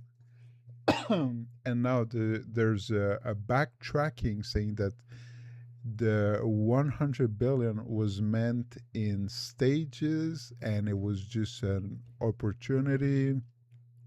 It was just a misunderstanding, right? You're going to tell me that these people that hang out dressed up as penguins together, they're going to get this type of misunderstanding? That feels a little weird to me. I don't know. That's sus. Oh, is it gone? Yeah, it's gone. Kind of the impression that you got as well? Yeah, I mean, I've been saying since November of last year that this NVIDIA deal wasn't real. If you looked in their 10Q from their last earnings, it said it was a letter of intent with an option to invest, which does not mean anything. So what a surprise, wasn't happening. It started with the Journal doing this report saying 100 billion wasn't happening, that it was on ice, and there was a comment within there. But why did they let it run at the beginning? Why there was no correction when it was first rumored or when it was first said? Because it helped everybody rise their valuations. So, I mean, it's just a game. It's just a game that they're playing. Saying that Jensen Huang, CEO of NVIDIA, didn't think OpenAI was running their business very well. Then mysteriously, immediately after, a story comes out, I think a day or so later in Reuters, saying, oh, OpenAI is actually unhappy with inference. And it was kind of weird because it was suggesting that the speed at which inference was happening on more detailed queries was too slow on NVIDIA. My question with that, what's his How comparison did it compare point? to? This is pretty Yeah, obviously. I mean, you can't say it is too slow. It has to be in reference to something. That's how things work. But that's pretty odd. So, you know, it does look like this is all for sure theater. much the fastest game in town. Where is this coming from? And I think what it is that Sam Altman is a gossip. I think he's a little gossip and he loves gossiping. Because if you look previously, That's funny. that when the Microsoft negotiation over them becoming a public benefit corporation, so going from a non-profit to a for-profit benefit, whatever, they leaked a story saying, oh, OpenAI's thinking about an antitrust thing. Complete bollocks, of course. But I mean, to his argument, Sam Altman, he uses his website, his blog. He's posted a lot of outlandish shit on his blog. So, I mean, thinking about that, I'm not having a hard time thinking that he might be a little gossip. this is just part of the course. And then, of course, Sam Altman had to backpedal. And then Jensen Huang went on CNBC Mad Money with Jim Cramer and just had the most bizarre conversation with him, saying, oh, we love OpenAI, talking over Jim Cramer, who, just to be clear for the British audience, is the single biggest stock booster ever. He has a famous clip of him saying, buy Bear Stearns, it's great. Anyway, he was trying to glaze him and say, like, yeah, this whole deal's great. This whole deal's great. And Jensen Huang is tripping over himself saying, we love OpenAI. They're amazing. There's no drama. And if there's one thing I know, it's when someone emphatically says to you, there's no drama here. Yeah. There's no drama. It's definitely not tons of drama. Mm. So the other funny thing was Jensen Huang was in Taiwan and was being interviewed. And when he was asked about the $100 billion deal, he was saying, yeah, we were honored to be invited to the deal. And you could see him just making it up as we went along, just like, yeah, it was an honor. Yeah, we saw the way that Jensen talks with that reporter on the street. There was, I don't know, man. They're all weird. They're all super weird. To be invited. What is this? This isn't being invited to a country. It's being able to invest in a company that will die in 2 years at least. Well, at most even. So, yeah, it was just such a bizarre situation. And I think what it is we're finally seeing the end of the BS era with this stuff. AMD's stock is dwindling because they allegedly had a deal with OpenAI announced October 6th of 2025. 6 gigawatts of data centers meant to be That built is first gigawatt outlandish. this year. That it's too big. It's too big. Doesn't make sense. Not seeing their guidance change, it's almost as if all of this was completely fake to boost stock. Oh, Little tired of it. Fair enough. Do you think this is the last we'll have seen from the fallout of OpenAI's criticism of NVIDIA GPUs? God, no. Altman thinks he is a very savvy negotiator. The last time that something like this happened, the reason I think that the 100 billion kind of fell apart, other than the fact that they can't build 10 gigawatts of data centers, yeah. other than the fact they cannot afford to and no one will give them the credit and it's impossible, is they did that announcement. It was September 22nd, 2025. And then like a week later, maybe 2 weeks later, they announced a similar deal with AMD, competitor to NVIDIA, similar deal with Broadcom, Yeah, but they were trying to entangle themselves into so much shit. They want to force the government into subsidizing them. That's bold. They also wanted to raise their valuation to 1 trillion and trying to do a initial public offering to a $1 trillion valuation, which would be the first time, but it's a smoke show. People are starting to notice. to Nvidia in some ways. I don't know. If I'm Jensen Huang and I see those deals and I've only done a letter of intent, I'm telling Sam Altman to say something I perhaps wouldn't say on a podcast. And it's so strange, though, because everyone reported these deals as done. And I don't, if we had a That's the functioning reason. SEC, I think That's the reason. It was to raise the valuation, and because if the smoke show could keep long enough, it might still happen. You know, it could. We'll see. But if the smoke show keeps going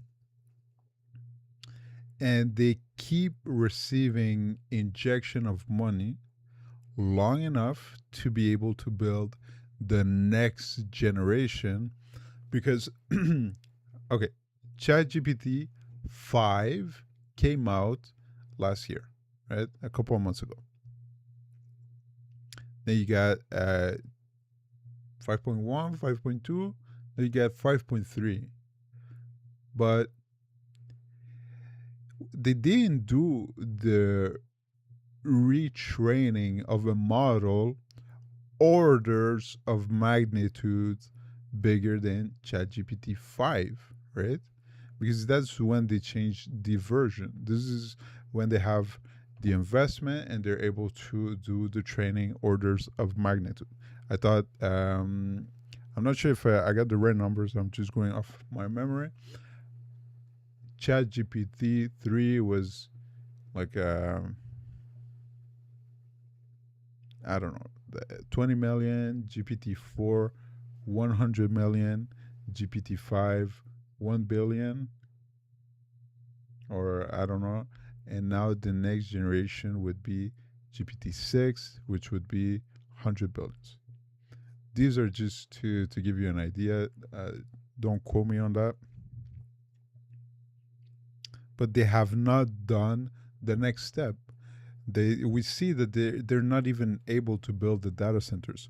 So what they're doing is just tricks.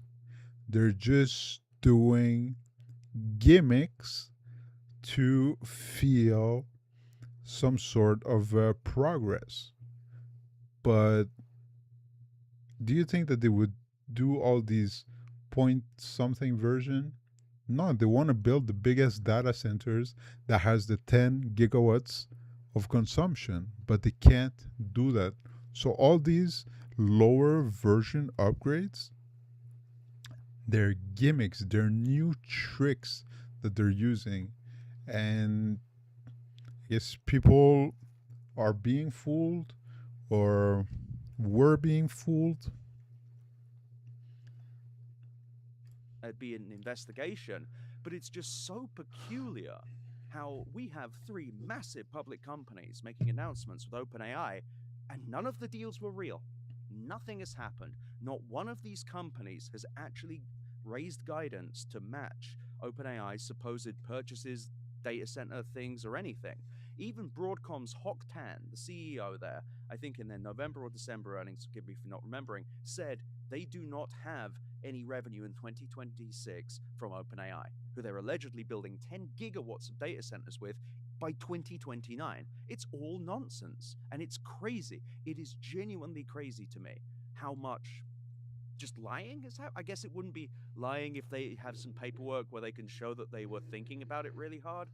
It's just deeply frustrating to watch. What do we know about the well, maybe we couldn't call it a deal, but how you say that the statement of the intent to maybe make a deal later? What do we know about it now? Nothing's happening there. They say the Bloomberg reported $20 billion investment is coming from Nvidia into OpenAI. I must be clear, even that is questionable because Nvidia took, I think, an entire quarter to invest $5 billion in Intel. And also, quick question, where's that deal with Anthropic? November last year, Nvidia said they were going to invest up to $10 billion in Anthropic. Where'd that go to? Now, well, maybe Anthropic is handling their business with Amazon. Now people will say, but wait, in their earnings it said that was an agreement. An agreement is not an investment commitment. If you go and look at their 10Q, the Intel one was a $5 billion commitment. These other things are just press releases. So I think what's going to happen is Nvidia is going to pretend like they're going to invest again, and it's going to be an up to $20 billion deal, and then mysteriously not a lot of money is going to get sent, or they won't send as much. If they do, it's just because we've reached the end game and they're having to prop up this nonsense for the last time, because you see all of this stuff happening. Rumor of Amazon investing $50 billion. Amazon has like $80 billion of cash on. Listen. Ah, for fuck's sake.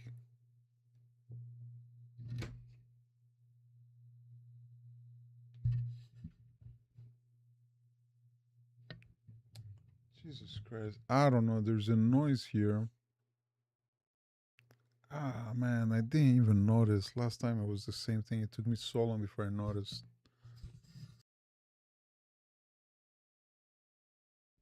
Can you hear me? Ah, yeah. We do what we can with what we have.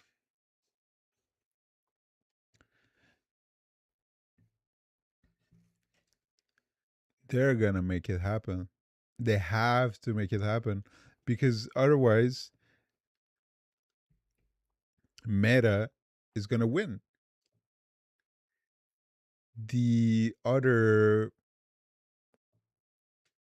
government backed initiatives in other countries are gonna win. You can't just have one frontier company succeeding. Well, you could, but not in the first stage right now. It would be too dangerous if they all crash and fall.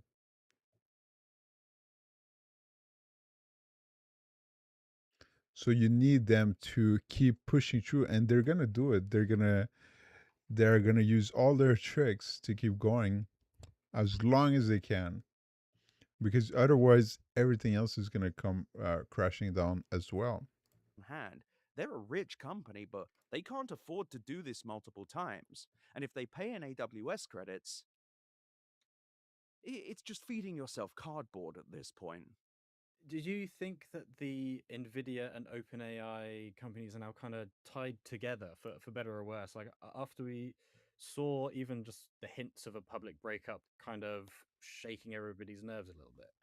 I think they are existentially tied in the sense that OpenAI is the They are a little bit tied because of the engagements that they have, but Nvidia has other clients and OpenAI has other clients.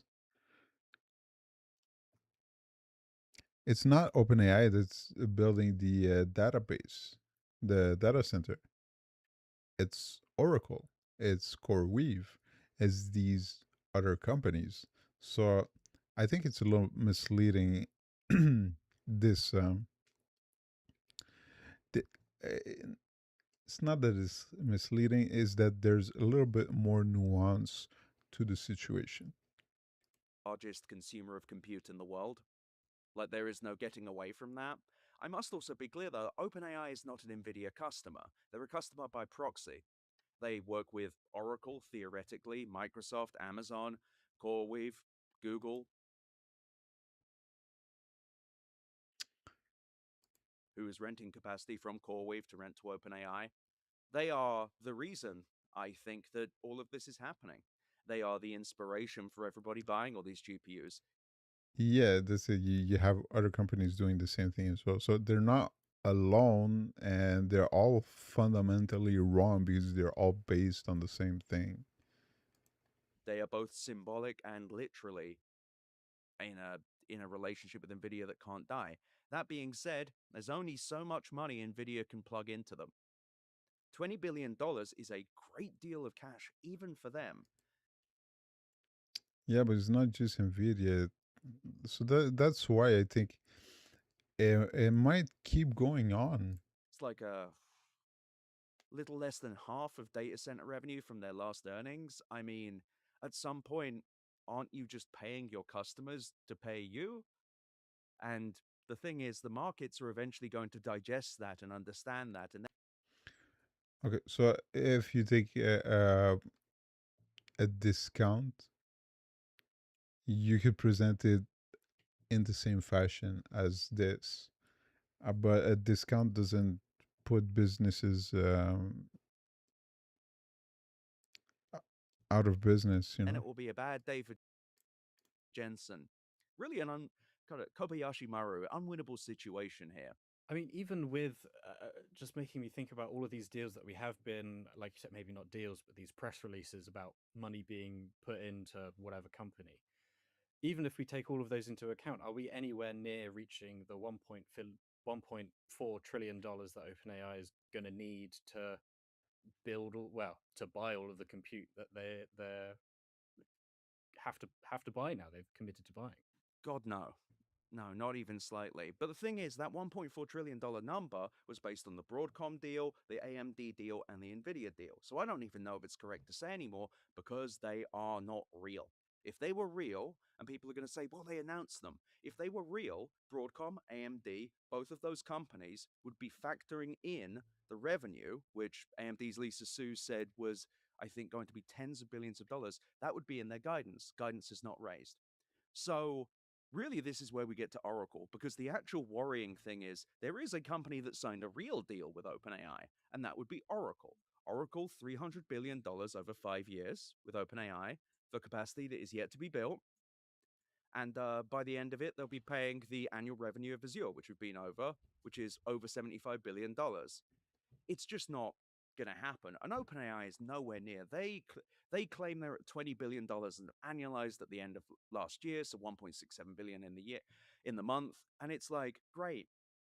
Even if you made $20 billion a year, that's not going to be, and made when I said it's revenue, not profit, they lose billions. That's not even going to scratch the smallest itch on the arse of Larry Ellison to start paying that deal. So we're just in a real bind here where I don't know if people realize how rocky things are for Oracle in particular. And there's no one else building capacity for OpenAI. Nobody. Amazon's not building more. Microsoft they're not building more. But But CoreWeave Microsoft did get is. in trouble. Naughty, naughty Microsoft. They added $250 billion of remaining performance obligations to their recent earnings, and they dumped on the street because if you go and look, it's all OpenAI. And then you go and look again, and it says, well, 25% of this revenue is going to be earned in the next 12 months. I'm a nasty little man, so I went and looked at the previous earnings. Their remaining performance obligations have actually dropped. I think it works out that they're going to have 150, 160 billion with that 25% number in the next 12 months. It's the same as it was the last 2 quarters. It's really, but things are not improving there. It was 40% the last few. Anyway, putting all that aside, Oracle's future is based on the idea that OpenAI will pay them more than the annual budget of Azure, but also soon Amazon Web Services. Just one company that had $13 billion in revenue, maybe in 2025. It isn't possible. You kind of beat me to my next point, which is Well, they're talking about all these other companies, but he forgets that Meta, they're there, you know, they're getting there faster than anybody else, and they have the revenue to support it. Zuckerberg said that he was going to invest 600 billions in the next 5 years or 6 years. They make about 100 billions a year. So he's invested in it. They're all going to try to do it because why would they let just one company win? They're all going to try their hardest. exactly going to be about Oracle, because when they saw the dramas between Nvidia and OpenAI, they put out a tweet saying that they were highly confident in OpenAI's ability to raise funds. Yeah. Which was swiftly followed by a drop in their share prices.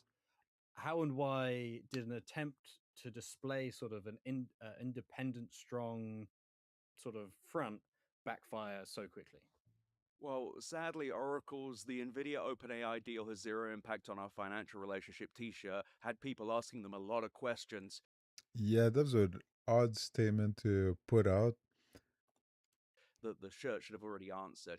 The thing is, look, you walk into a room and you yell, "I didn't kill anyone." Everybody's immediately going to be like, "Whoa, all right, right, mate, you didn't kill anyone, did you?" Like, I know you just said that.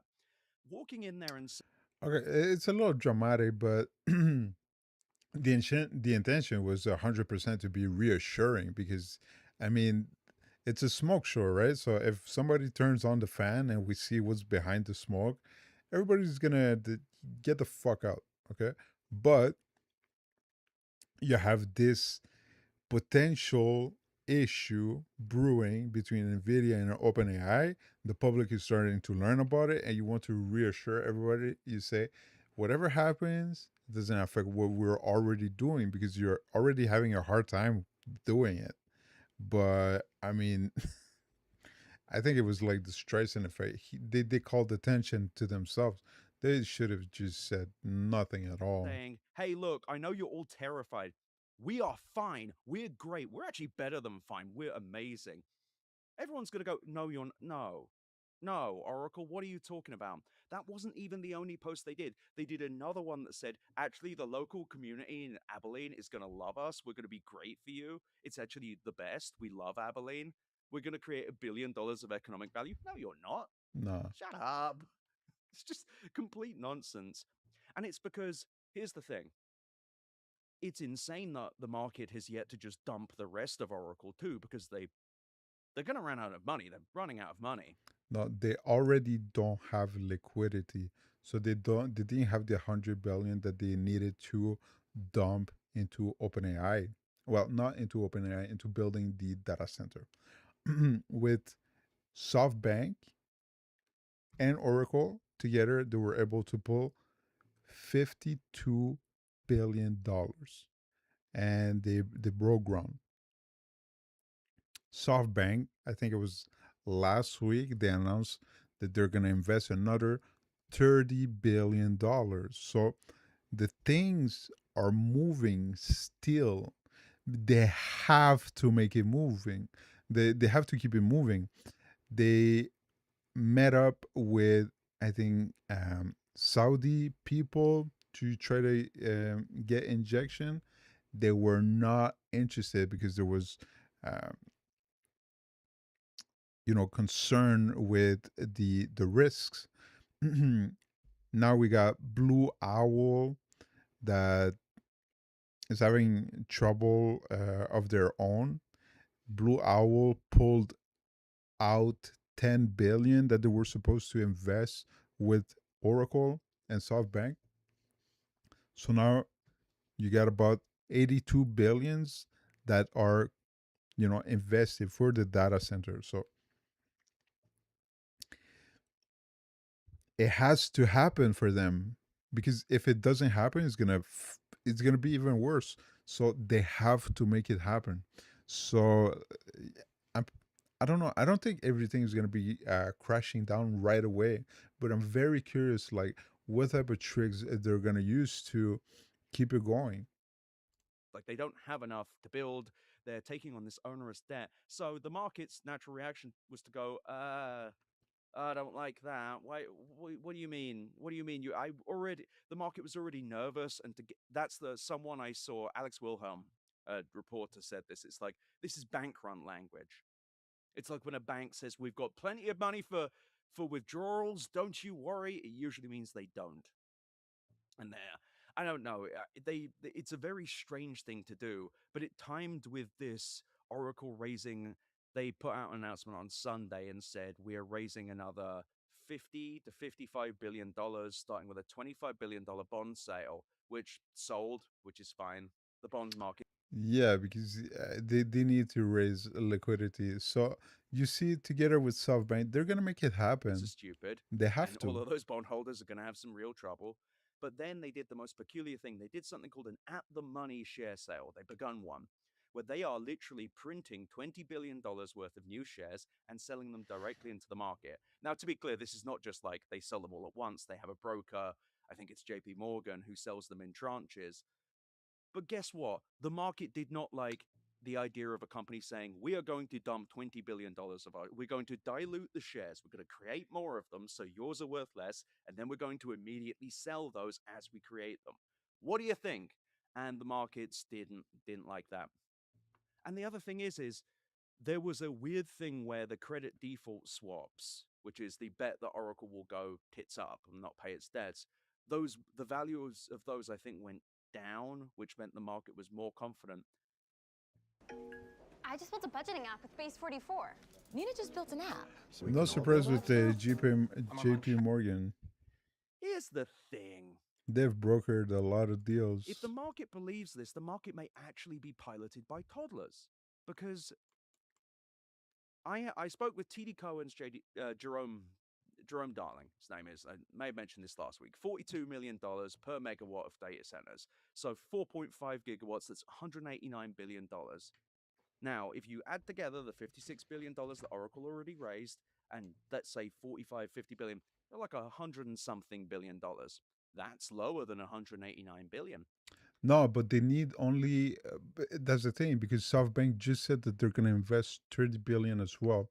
So they would need about 20 billion. Oracle would need to raise about 20 billion or a little bit more. So that's what I'm saying. It's not going to come.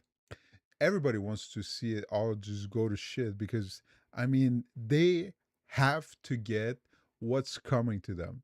They have to see the consequences of their actions.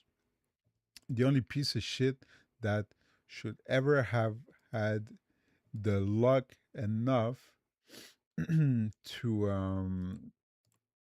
not see the consequences is this piece of shit here. Jack Welch, General Electric. He's a fucking demon. He's from hell. He came from hell. He died. He saw none of the consequences of all the shit that he did. He was a monster, a real monster. These people, they need to see consequences. We want them to see it. But the thing is, if they see consequences, it's because it's gone to shit. If it's gone to shit, it's gonna affect every single person, everybody. This is how tightly knit the whole world is. The supply chains, we saw everything. We saw how everything is connected. It's gonna be bad.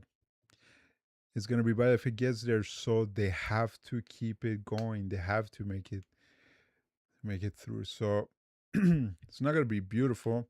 Now, Oracle is but we're claimed gonna what see. they're going to do is bring your own chip, which is you buy the NVIDIA chips and you bring them to Oracle. Who's going to do that, Larry?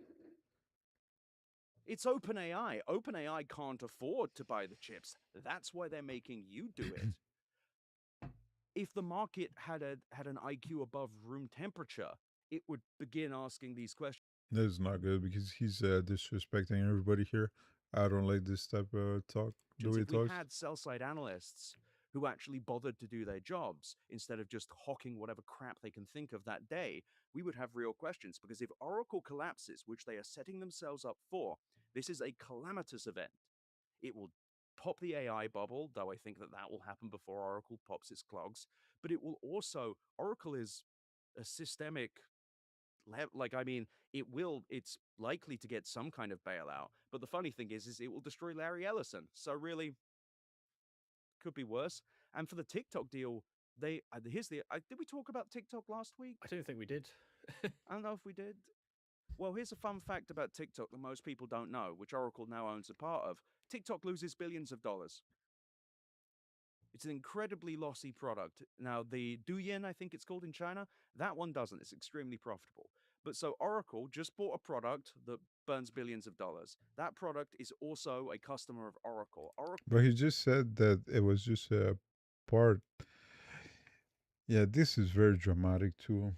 Oracle is running out of money, has one customer that's burning billions of dollars and can't afford to pay them eventually. You've got OpenAI, a customer that can't afford to pay them, who is pretty much a systemic weakness for the company. And they've raised incredible debt that they can only pay if OpenAI pays them. So the reason that the market... But that's not... I want to say that this is not exactly true because what they have is a liquidity problem, and what they need is cash on hand, which is the liquidity. They need that to build the data center. So they need to have cash money before OpenAI pays them.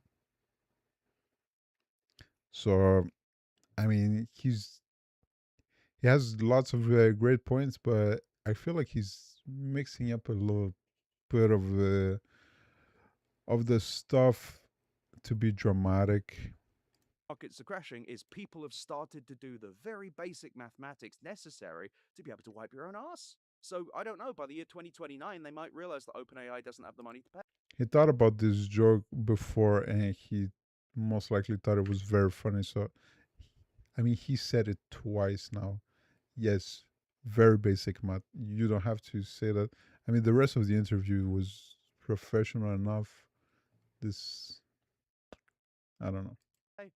The thing that I was kind of noticing as I was preparing for this episode was that it really doesn't make sense that the markets were reassured enough to sell the credit default swaps, like you said, at a lower price because Oracle took on more debt. Yes. I mean, maybe I'm misunderstanding something, but can you explain what? Yes, because they might make it. That that's it. They might make it. They have to make it, so they're trying to do everything to make it, and they might make it. That's why people are feeling a little better about that. Why? Sure.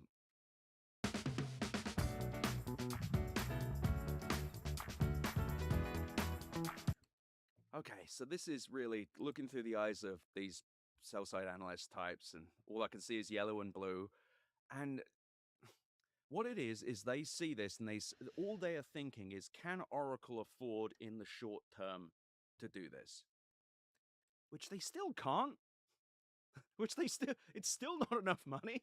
But it's more money to pay for this thing, so next quarter will not be as bad, or the quarter after that.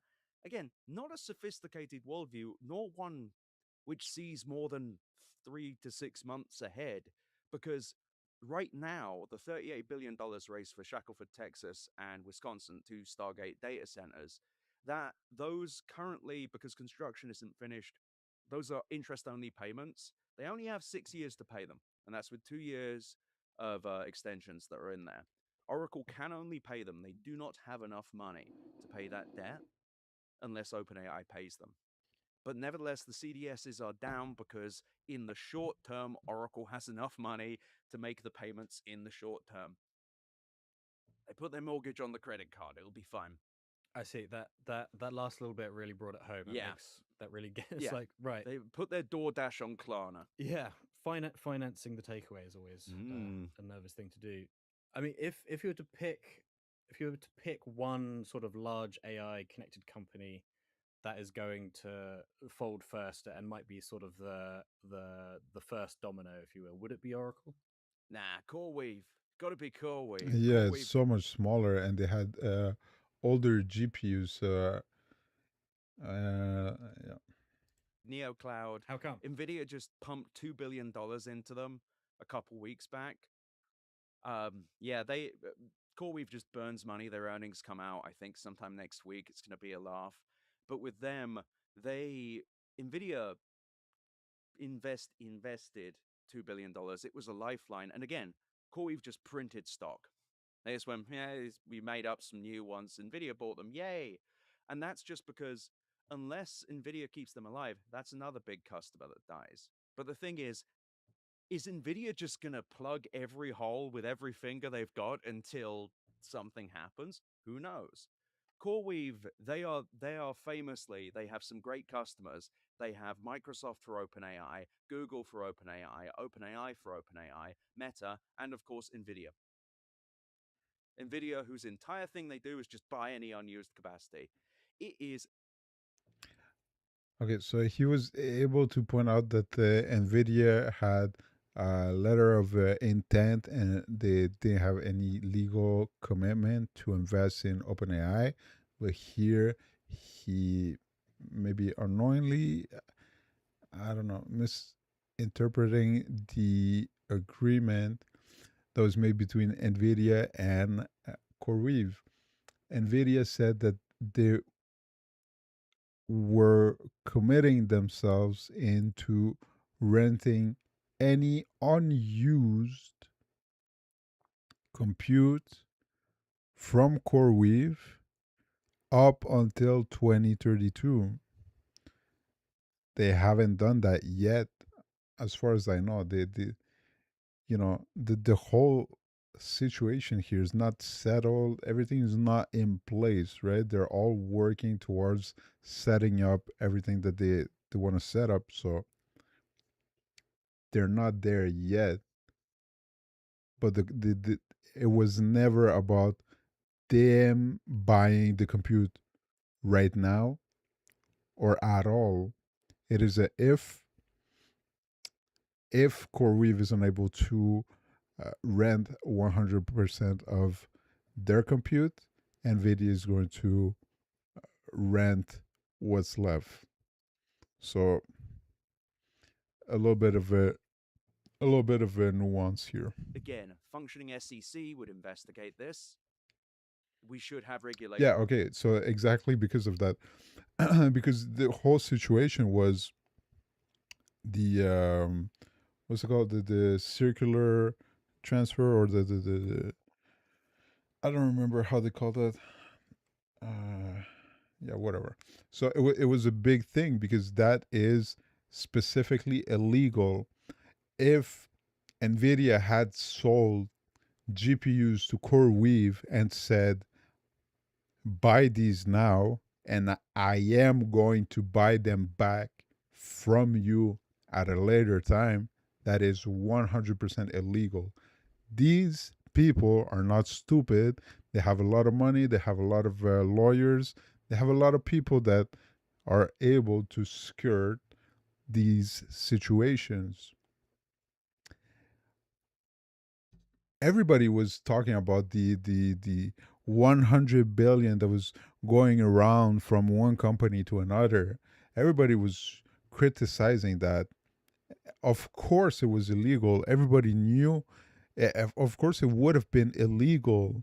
If it was illegal, it would have been stopped right away. But now there was not even 100 billion at all. So they know what they're doing. They absolutely know. Against companies that just prop up other companies to buy their stuff. Vendor financing was a big part of the dot-com bubble burst. Okay, so this again, because there are regulations for acquiring a company, they use their lawyers and they came up with this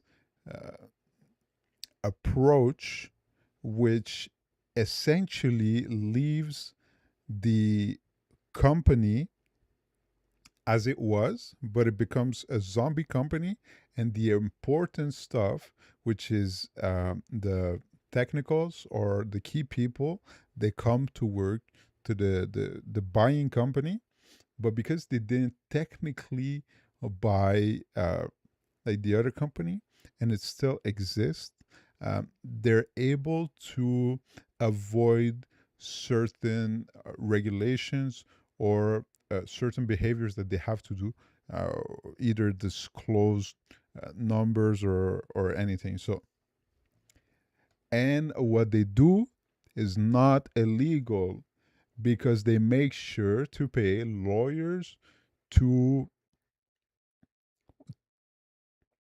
to show them the best way to skirt laws and regulations. That's how they work. That's how they do it. This is going to be worse now.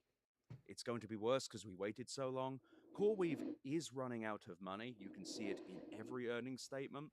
They do not make a profit. And they have, I think, they want to spend $20 billion. Listen, apparently Uber just started making money. They just started. They've been losing money for years and years and years. There's a lot of companies that are, working, operating, and they're losing money. That's where we are in the market right now. This is not something new. This is not even something crazy. So I understand the point that he's trying to make, but again, not as dramatic as it really is, because they're doing all that they can to keep this shit going. So In capex this year, it's just a complete. It's a calamity when that happens. And I mean all of them: Nebius, Iron, N-Scale. N-Scale's a great one. N-Scale allegedly building some stuff in England despite having never built an AI data center. Other problem, just Dario, a great tech analyst on Twitter. He had a thing where he has they raised $1 billion, yet they have yet to update their company's house data with any of it. Where'd that money go? I don't know about you. If I get a tenner, I make sure I write it in my ledger. I make sure I keep all my money in one place. If I got $1 billion, I'd probably be a little bit more careful with it. And I think we're in the dodgy era. We're starting to see. So I listen. I want to give him the benefit of the doubt, but there's a couple of things in the video that wasn't exactly right. So this, I would say, with a grain of salt. I'm not sure about what he's talking about. Maybe it's true. Maybe it's not. It is. It is a big blanket statement that he made. You shouldn't talk like that. Things shake out where even the babies of the markets are saying, "Wait, is this real? Are you actually doing anything?" But I think the biggest thing, which I realize is somewhat of a tangent from your question, is that we are starting to see how real AI demand is. Because think about it. Everyone we Well, it was never real. It's as simple as that. The adoption number everywhere, they've been pushed, raised, pumped, whatever the fuck you want to call them. If you shove Copilot inside of Office and you have 100 million people using Office, you say you have now 100 million people using Copilot because it's in Office. Shut the fuck up. That's fraud. That's a type of fraud, right? You're pumping the numbers, but I guess they're just pieces of shit that don't need to see consequences. we've been saying, Oracle, CoreWeave, I mean Nebius, N-Scale, nope, N-Scale's OpenAI as well. All of these are OpenAI. Every single one of these big data center deals, these huge data center deals, is for OpenAI, with the exception of the occasional one for Anthropic. Yeah, because they want to have the most compute. They entangle themselves in a way that they're going to try to ensure their survivability. So if you're a company, and let's say if it was just Oracle and OpenAI. So if it was the way he presents it, and Oracle is only able to pay if OpenAI pays them, and OpenAI cannot pay them. If you have only these two companies that become bankrupt and shut down because of that, it is what it is, right? If you have 10, 12, 15 companies that are just as big as Oracle and, or around the same size, or, even a little smaller, but the way that they're entangled together in a new industry that they're trying to build, if you have one company that crashes and it makes all these other companies tumble, they're not going to let it happen. They're not going to let it happen because right now, this whole situation is the only reason that they can point at numbers and say the economy is doing okay. Up until I think yesterday. But then again, there's volatility. All right, there is. It doesn't matter. There is. So the important question now is the market gonna keep dropping or not? Is it gonna recover? These lines in the stock market, do they impact you really? Like, what do you struggle with? Is it that? Is it your job being able to buy food? This is just a fucking joke, honestly. Which gets me back to my question of where's that $10 billion for Anthropic, Jensen? Where is it? I think everything's kind of shaking out where the real It doesn't matter. It doesn't matter. They can just say that they backtrack on everything because there was no legal obligations. That's what Jensen just said with the alleged 100 billion. So if they can just say that they're going to do something and have their valuation risen and they don't even need to do it because, I mean, it's going to be bad for them, they have a winning recipe, honestly. Why would they stop? dollars are not appearing where they're meant to. The fake dollars are not appearing or turning into real dollars. How much of this is real? I think we're going to find out. As we're talking today, we have Amazon's earnings. I'm pumped up. But the craziest thing, Google's putting 182 billion into capex in a year. I just think the markets are tired. I know I certainly It am. doesn't Well, matter. on that note, Endertron. It doesn't matter. It doesn't matter. It doesn't matter how you feel. It doesn't matter what you think. It doesn't matter even if the AI is not intelligent. None of that matters because half of the population is absolutely stupid. They're so stupid that you don't even need a fucking AI to replace whatever job they're doing. You don't need something complicated to do all the tasks. Not every job is complicated. So it doesn't matter if it's the best AI or the whatever. It doesn't matter. They're going to make it work and it's going to replace people. It's going to keep the fake economy going. This is 100% the plan. 100%. I could bet. I could bet my butt on it. Thanks for coming on. Thanks for having me. All right, that video was all right. I feel like there was a lot of things that he could present in a more closer to the reality. There's a lot of nuance with the situation, and you're gonna be able to see for yourself. You're gonna be able to see in a couple of weeks, couple of months, next year. You're gonna be able to see did everything go to shit, or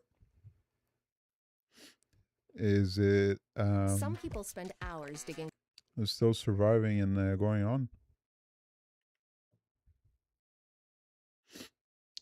Are there new? Oh no! Did I mess up something? Oh. Whoops.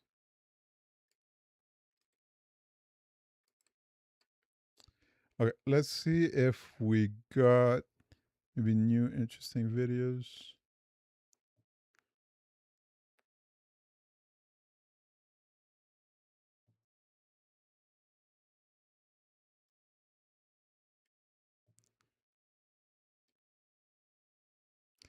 I mean, I want to see that video, but I'm not sure this is good. This is a good idea.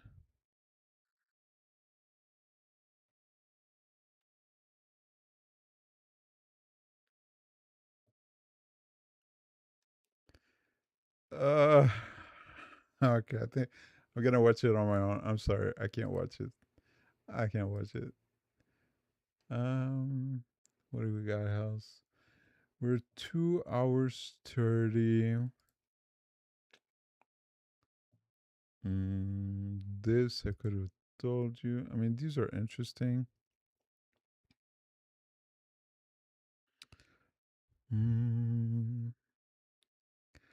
Yeah, I think that's gonna be it for today.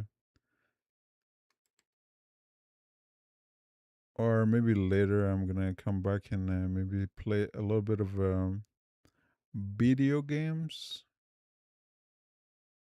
Oh, okay, 3 minutes. This is perfect. Perfect. Hello, purchasing department? Yeah, we need to cut back on some of our spending. No. Fuck, man, my computer is so bad. And now there's nothing. We're not gonna be able to buy RAM, GPUs, nothing. Come on, bro. We're a little low on cash, okay? All right. Hello, purchasing department? Yeah, we need to cut back on some of our spending. We're a little low on cash, okay? Not a problem. I'll go ahead and buy all of the RAM. Oh, who replaced our employees with AI? It's terribly great. Hi there. I'm Sam Tucker from the company whose AI-generated CEO has more life in him than the real one does. And you may have heard some rumors recently that OpenAI is running out of money. With rampant spending and potential bubbles bursting, some experts project we'll run out of money by mid-next year, which, let me just say, is ridiculous. I'll have you know that Nvidia will be investing $100 billion into OpenAI, not. Wait, what? They're not investing? Oh, hang on. A new headline one day after says they will be investing again. Wait for it. Oh, whoa. Seemingly vanished, but hold on. Headline one day after says they... NVIDIA CEO Jensen says the company will still make a major investment in OpenAI despite reports of stalled US $100 billion talks. Yeah, they have to, because that was a little wobbly right there. Will be investing again. Wait for it. Wait for it. Well, which...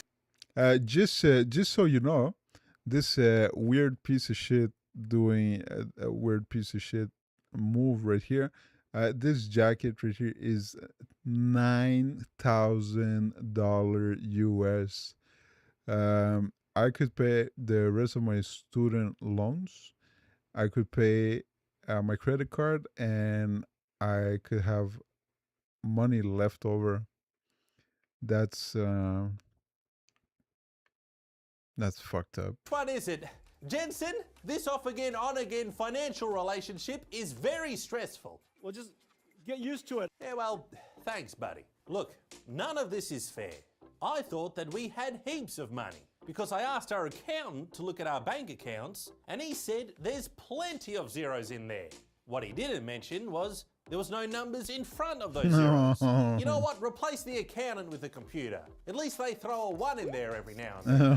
So the underlying problem appears to be that OpenAI has 800 million users on their platform, but only 5% are actually paying customers, which is only like half of what we need to keep things running. What? It's cake? It's like people don't have money and can't afford things in this economy. Come on, What a guys. shame. Don't you have money? Well, look, here's a solution. How about you guys go out there and find some more jobs so that we can replace those jobs with AI and earn your income?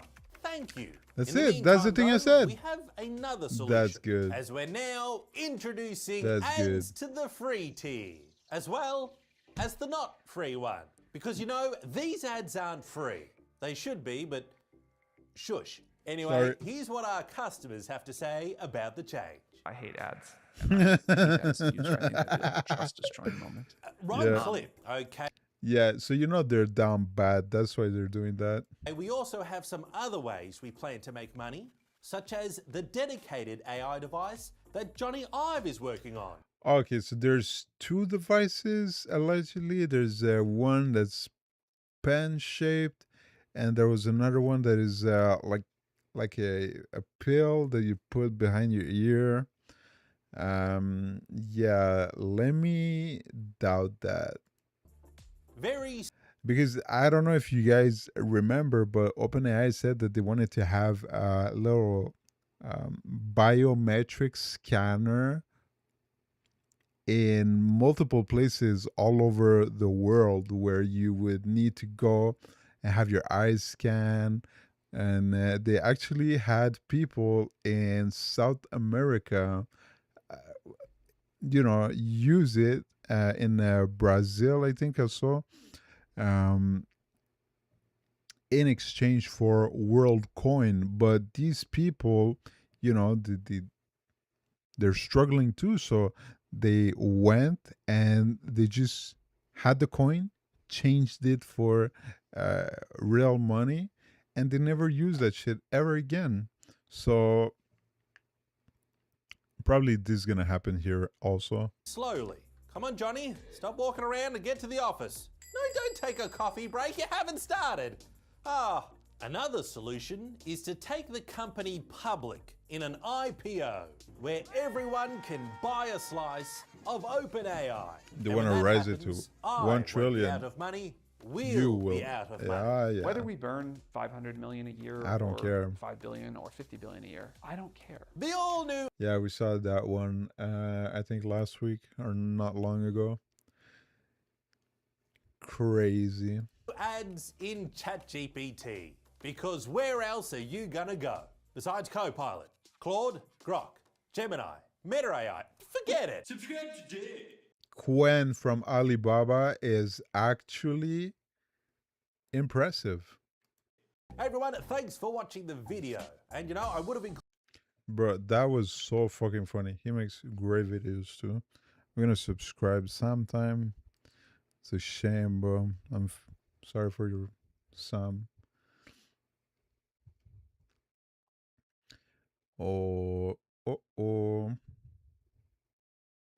Subscriptions are getting out of control. That would be a good one too. All right, well, I'm gonna take a little break. Thank you so much for watching, and I'll see you soon.